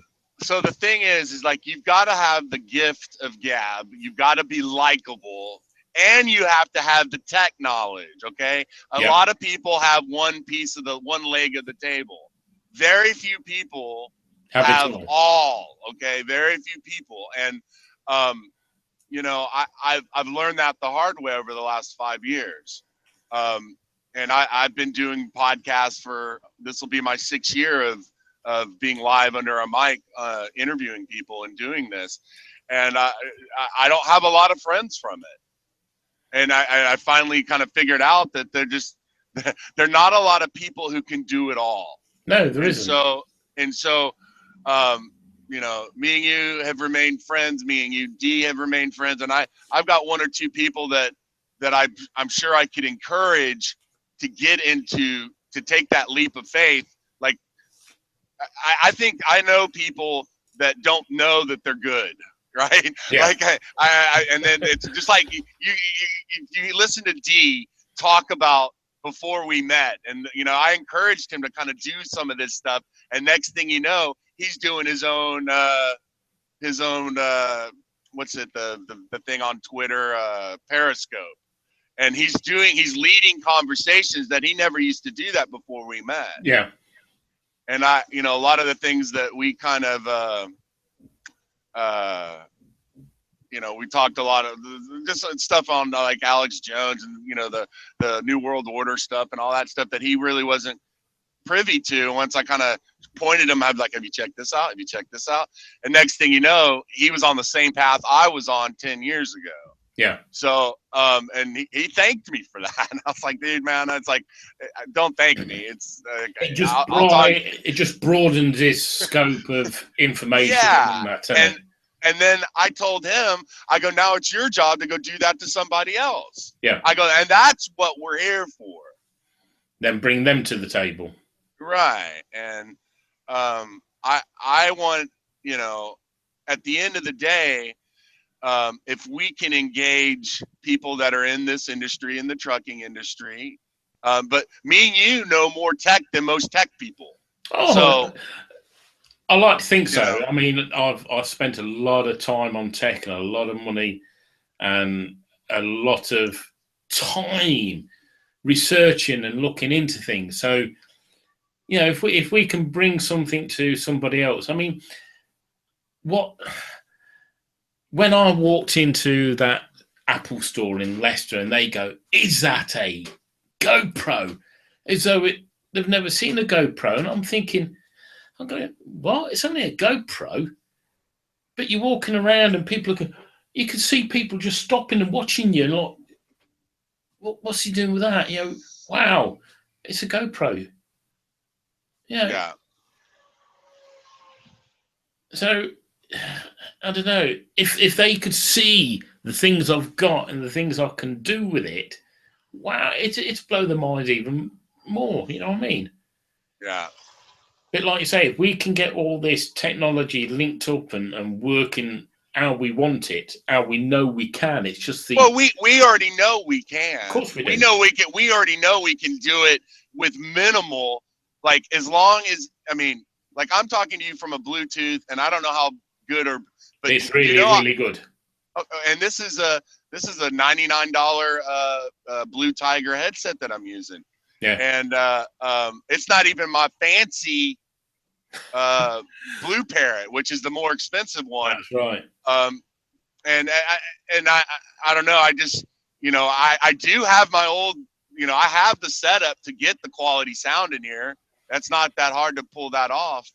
But this is easy. Like, I don't have to do anything but answer a phone call. That's it. So, and this mic is really quiet. I got my window rolled down right now, and, you know, I'm driving 60 miles down the road. That's really good. I can't hear none of that whatsoever. And so they've really, the only thing I have a beef with Bluetooth headsets is they don't have talkback in them. And I like to hear my voice when I'm talking on air, so I can hear if the wind or if something is causing feedback. Yeah, but you won't get that on here because I can't hear myself talking. Well, all I need is my my Sportcaster headset, and I've got my little S6 or whatever what is that thing? I've got a lot of money invested in equipment that I'm not even using. So you mean your Zoom H6? Exactly. what's really cool about that thing is that's got longevity. And your headset, are you seeing all this? I am. Your headset, you see, Yes. still got them.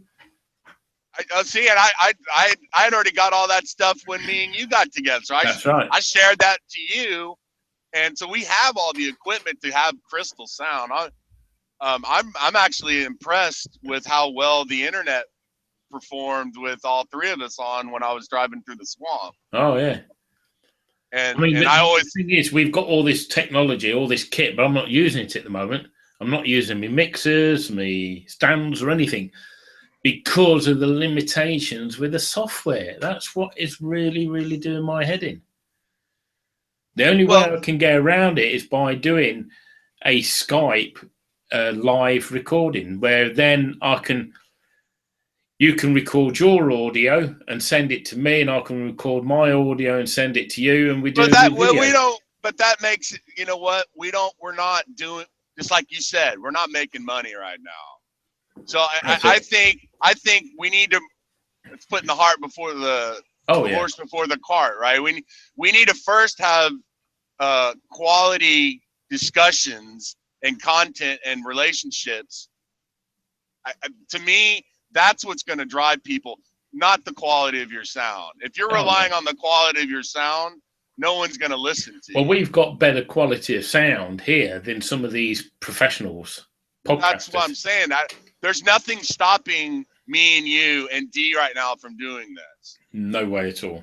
Because D just needs a 24-hour window. You know, like if you give him he's not like me where I'll go at the drop of a hat. And I know you're a little bit more spontaneous than D, but you're still not as spontaneous as me because you've got stuff you got to deal with when you're driving. And so I think you should be the home base guy. Yeah.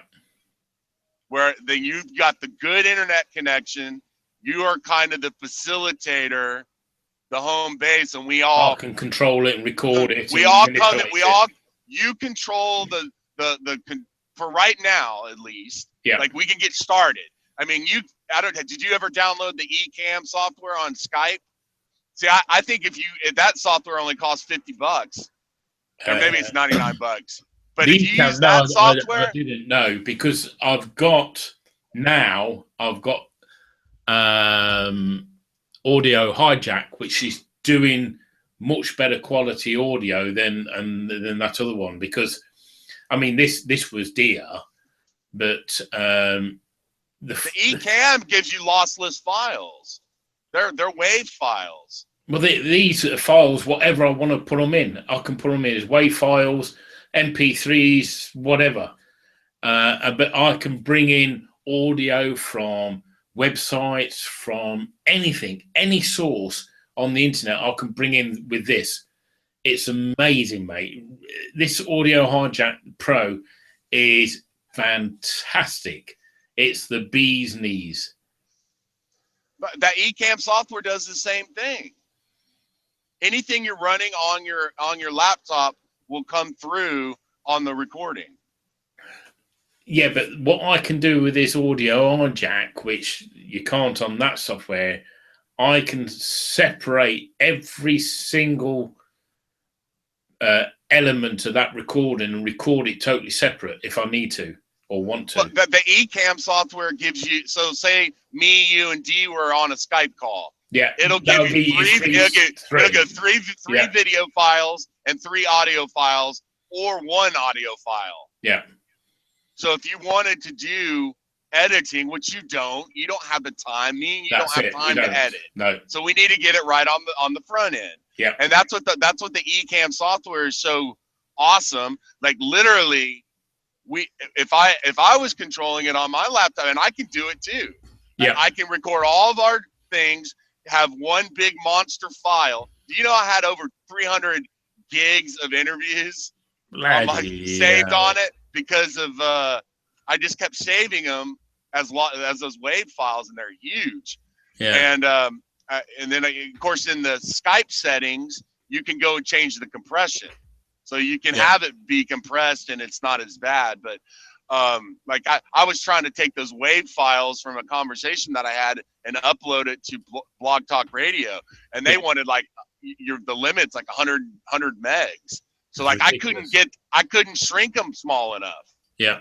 And so to me that software just works. But if you want to, like, if you can. And after the Skype, the Ecamm software, it's ready to upload to YouTube right after the conversation. Yeah. And I also have that software, the Screen Save or whatever screen. Yeah, I've just brought, because I had it on my other computer, and then because we've updated all the operating systems, it got rid of it. So I've just had to go out and buy that now. ScreenFlow.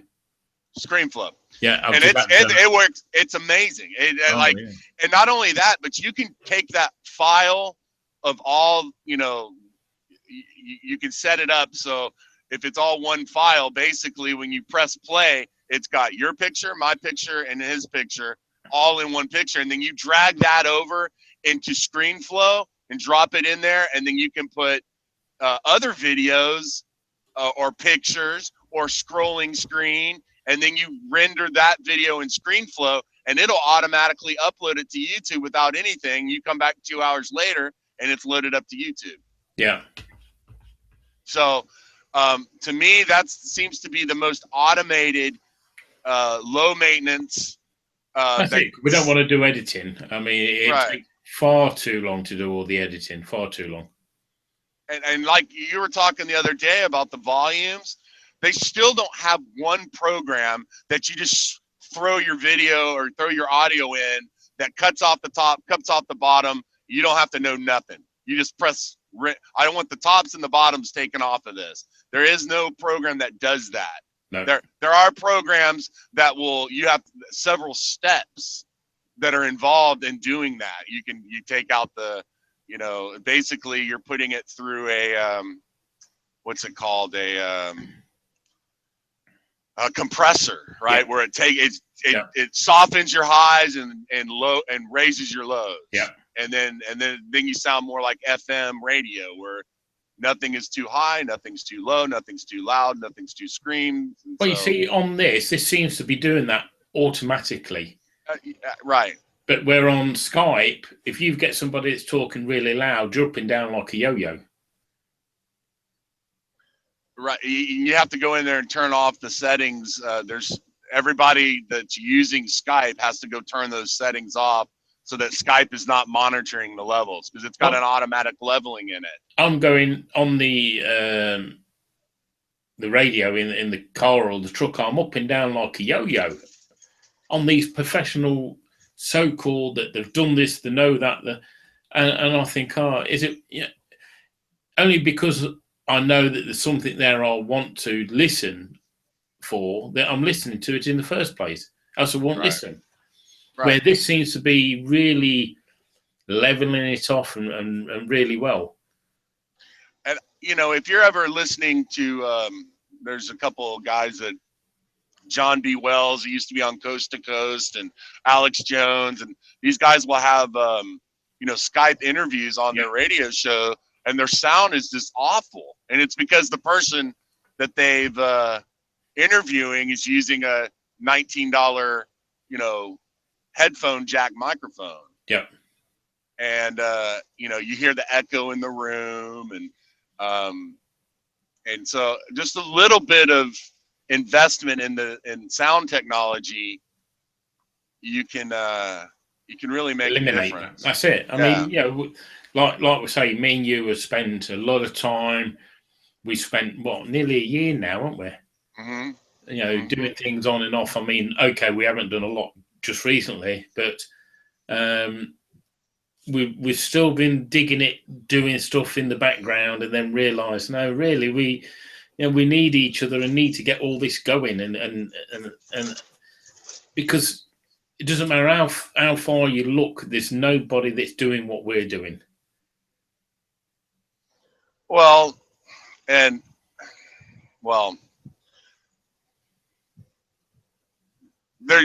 we've got to assess, we've got to put the value on why we're doing this. Because see, we see the value in this, but nobody else does right now. Or we'd have a big audience, right? I mean, you've got to find your audience that's gonna be able to, extract, marginal utility from spending their time listening to our conversations. Yeah, but I mean, one of the things that I'll talk about it on here now. I come across a guy on YouTube.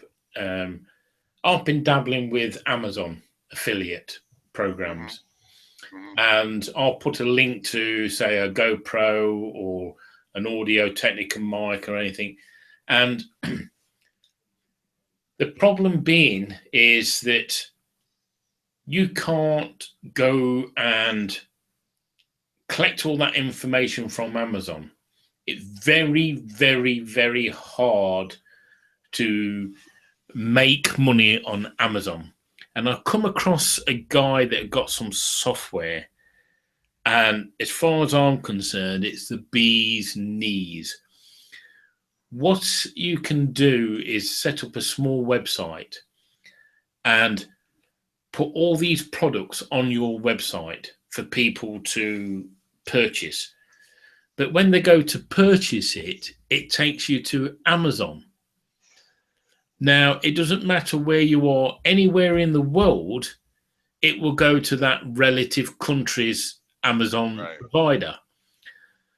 So you only need to have an affiliate link with your own country, not the whole world. Well, if I want to sell something in America, I've got to have a bank account in America, an affiliate link in America, and everything else. So my links are only eligible for the people in the UK, unless the provider is willing to ship to America, which a lot of them won't, and vice versa. So what this software does in the background, it brings all this information from Amazon.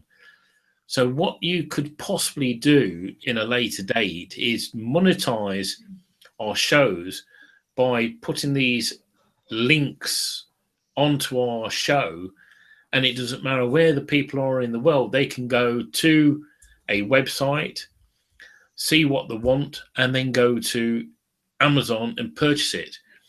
And with this software, now, I don't know if you can remember, when you started getting into it, you had somebody buying different things other than you was marketing, weren't you? With this software, it doesn't give you, I think it's 24 hours when you do it like we were doing it. This gives you 60 days. So if that person goes and buys anything on Amazon for 60 days, you get a share in it.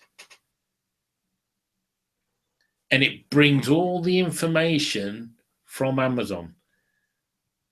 I'll send you a link and you have a look. It is. I think would be if we could figure out a way that if we're talking about a product that we think is valuable, we have a storefront, and they get it through us. Got it. This is what this does. This software does. What you do, you set up a small website. All this information is dragged off of YouTube to your website using his software, right? Going through WordPress. Now, search engines like Google and that don't like it. And I was listening to a bloke only this week where he'd done that, and Google sent him, he'd done a podcast about it. Google sent him a notification that we'd actually physically gone in, not with a robot, manually looked at your website, and we are stopping linking to your website, because all he was doing is taking the information from Amazon. What you've got to do is give your listeners relevant information. So you've got to write an article about it, basically. So you're not taking it from Amazon. You're putting the information like we're doing on a podcast, and then the links at the bottom. So they're getting more than just a link. And this is what you can do with podcasts. But by manipulating his software and what we're doing, that's a way you can actually monetize for 60 days. So anything they buy off Amazon, because they will have a cookie on their computer, if they buy anywhere in the world and they've gone through a link off us, we'll get a commission for 60 days, not 24 hours, which we're getting at the moment. Right. But I'll send you the information, and I think what we're going to do is call it a day for today. I mean, it's 20 to 9 here, and I've had no tea. Absolutely. No, it's So been a pleasure. we're 2 hours, 40 minutes.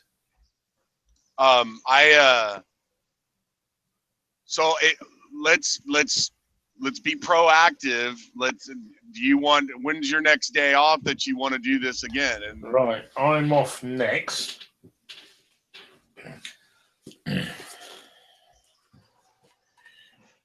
Get my diary out.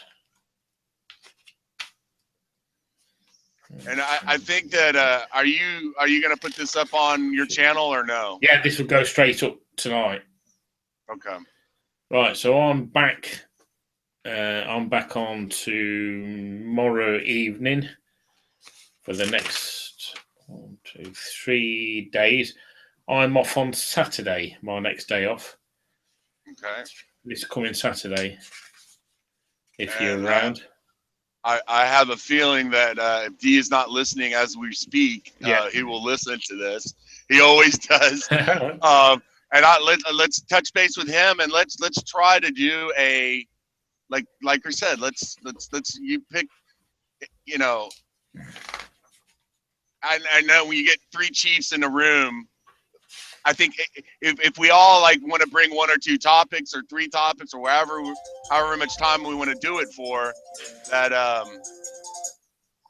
I think that'll be a safe way to get started and see how and it's like let's just do this once a week and just like you said, let's figure out a way to bring valuable information to the listener and then be able to reap the rewards of bringing that valuable information by creating a storefront or something like that will because I want people to want to use our links, right? And usually if you're upfront about it, you're like, look, we're not, we make 2% off of your sale. It's not like we're making millions of dollars here, but this is a way that if the show takes off, that it can lead to greater things. So that's it. You see, the thing is, we're only offering them a link to the equipment that we use or talk about or anything like that. So that they're getting to know about a product that one of us have used or we know about or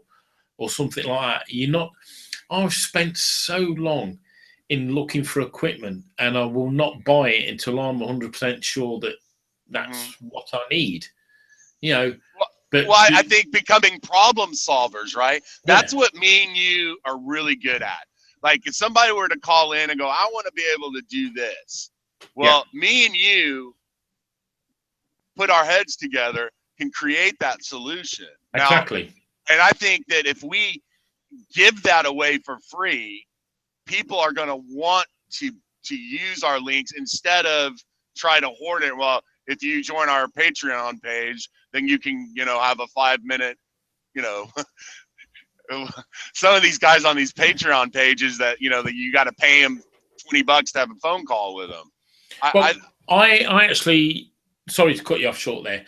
I actually went onto a YouTube video, stumbled upon it about this audio hijack, and he was saying, I will show you how to do a mix minus using audio hijack for £25. And I'm going, that's fair. That's fair. Well, no, I went and brought the audio hijack and worked it out myself. Well, yeah, but there are a lot of people who don't know anything, but do want to see. That's that one leg of the table, right? Yeah. That's one person that wants to go out there and talk. You don't have to encourage them to get on the microphone. They're ready. They're limited by the tech. And to me, I sent him a link think, to say, look, would you be interested? He's a UK guy, does a lot with music, and I says, would you be interested in doing a joint podcast? Well, he looked at my channel. I said I've got nearly 6 million views, and he looked at my channel and says, that's not what I'm interested in. Well, he didn't give me a chance to show him what I've got here. I've got more kit here than he has. I've got the big mixers. All he got was his little PC. No, it was a Mac, sorry. His little 13-inch Mac and one of these displays where you press the buttons. I mean, I've got Macs, I've got keyboards, I've got bloody...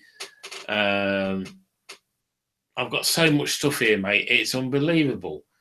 So he missed out on a big opportunity. I think the value is me and you bringing to the audience. You don't have to buy this expensive gear to get this. We can get it done for a lot cheaper. And I mean, there's different ways to sell things, and you've got to figure out how you want to see. The problem is, as soon as you start trying to figure out how to sell or make money, it taints your product. Yeah. And so I think at the end of the day, I think we have to have first of all, let's just do it for free. Like, technology's changing so quickly. We don't have to worry about knowledge. We're losing money because we're giving away solutions, because there's going to be new problems, new challenges. Every week, new stuff comes out. Of course. And the beauty with it is that where you've got these people that are spending, say, $900 to do a course, but then you've got to go out and buy the equipment off them as well. Well, you can go to one of our links, buy the equipment from whoever you want, but we'll show you how to use it for free. Right. Well, and see, that kind of a customer is not going to be an audience member. Like, they're just looking for a solution, and they found us through that, but they're probably not wanting to engage in the community, if you will. I wouldn't necessarily say that, because there's a lot of people out there that want to learn and want to spend the time and spend a lot of time watching videos and that. And one marketer says to me, excuse me, if you want to go out and make YouTube videos, if you want to go out and talk on a podcast, you've got to watch other people do it. And that's how you pick up how to do it yourself. But then you only are able to do it by practice. And practice makes perfect. I mean, right. Like you say, you've been talking for 6 years. I've been talking for 6 months. But it's what you know and how you can bring it across to people. But we all bring a certain level of goodness into our field that right. people will probably say, oh, I can't relate to him, but I can relate to him, and he explains it in a way that I can understand it, but I can't understand it from her, or you know what I mean? There's right. so many videos and so many things out there, but what we're also trying to do is bring a community together that are going to join us on a regular basis.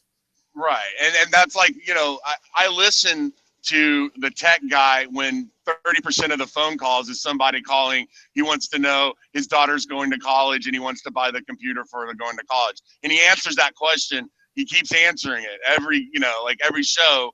The printer question comes up, and but the people keep coming. Those people, I don't know.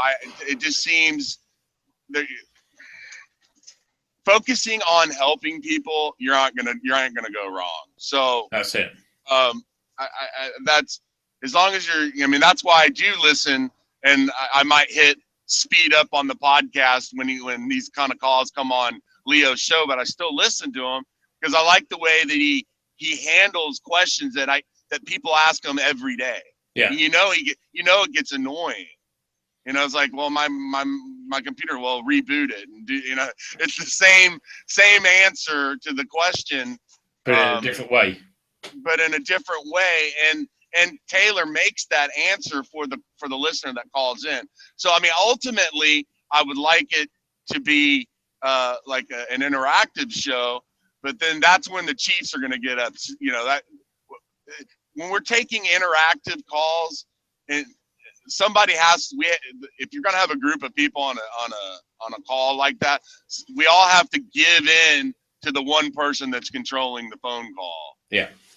Because but the thing is also is that now cars are getting more and more sophisticated, and DAT radio. Right. We've got a thing called DAT radio, which is a digital radio now rather than the analog radios. But all the cars now, I walk into my car with my phone, and it instantly connects to that phone. And it starts playing either music or podcast or whatever I was listening to before.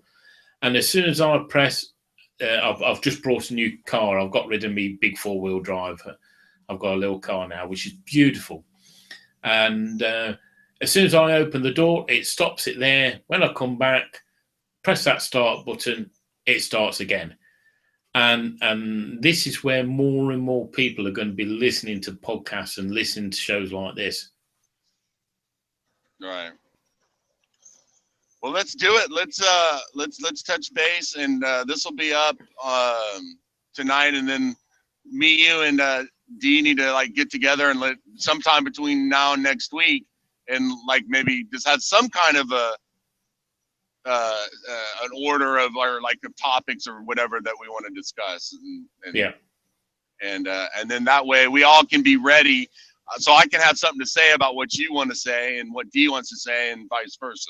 Yeah. All right, mate. Well, this is nearly 3 hours, so we're going to cut it short now. Sounds good, brother. How much more driving you got to do? I actually got to drop these oysters off. I got to drop 2 pallets off and pick up shucked gallons, and then I've got about 400 miles to go to Florida, and then I will be unloaded tomorrow morning, and then I'll be going back to Texas tomorrow evening. So, all right, mate. Well, you get some good videos that we can share on the channel as well. We'll do. And when I get to my spot tonight, I'm going to do this playlist. I know you keep asking me to do it. I need to do it. So yeah. Well, all see, right, with that way, I can copy your playlist onto my channel, and you'll get plays for it, and vice versa. You know, if Apple let me do it on the iPhone, I would have already done it. Yeah. I have to stop, and I'm going to have to use my laptop to get in there to do all this. So. That's it. All right, mate. All right. You drive safe and have a good journey. All right. God bless. Take care. See you next time. Bye. Bye.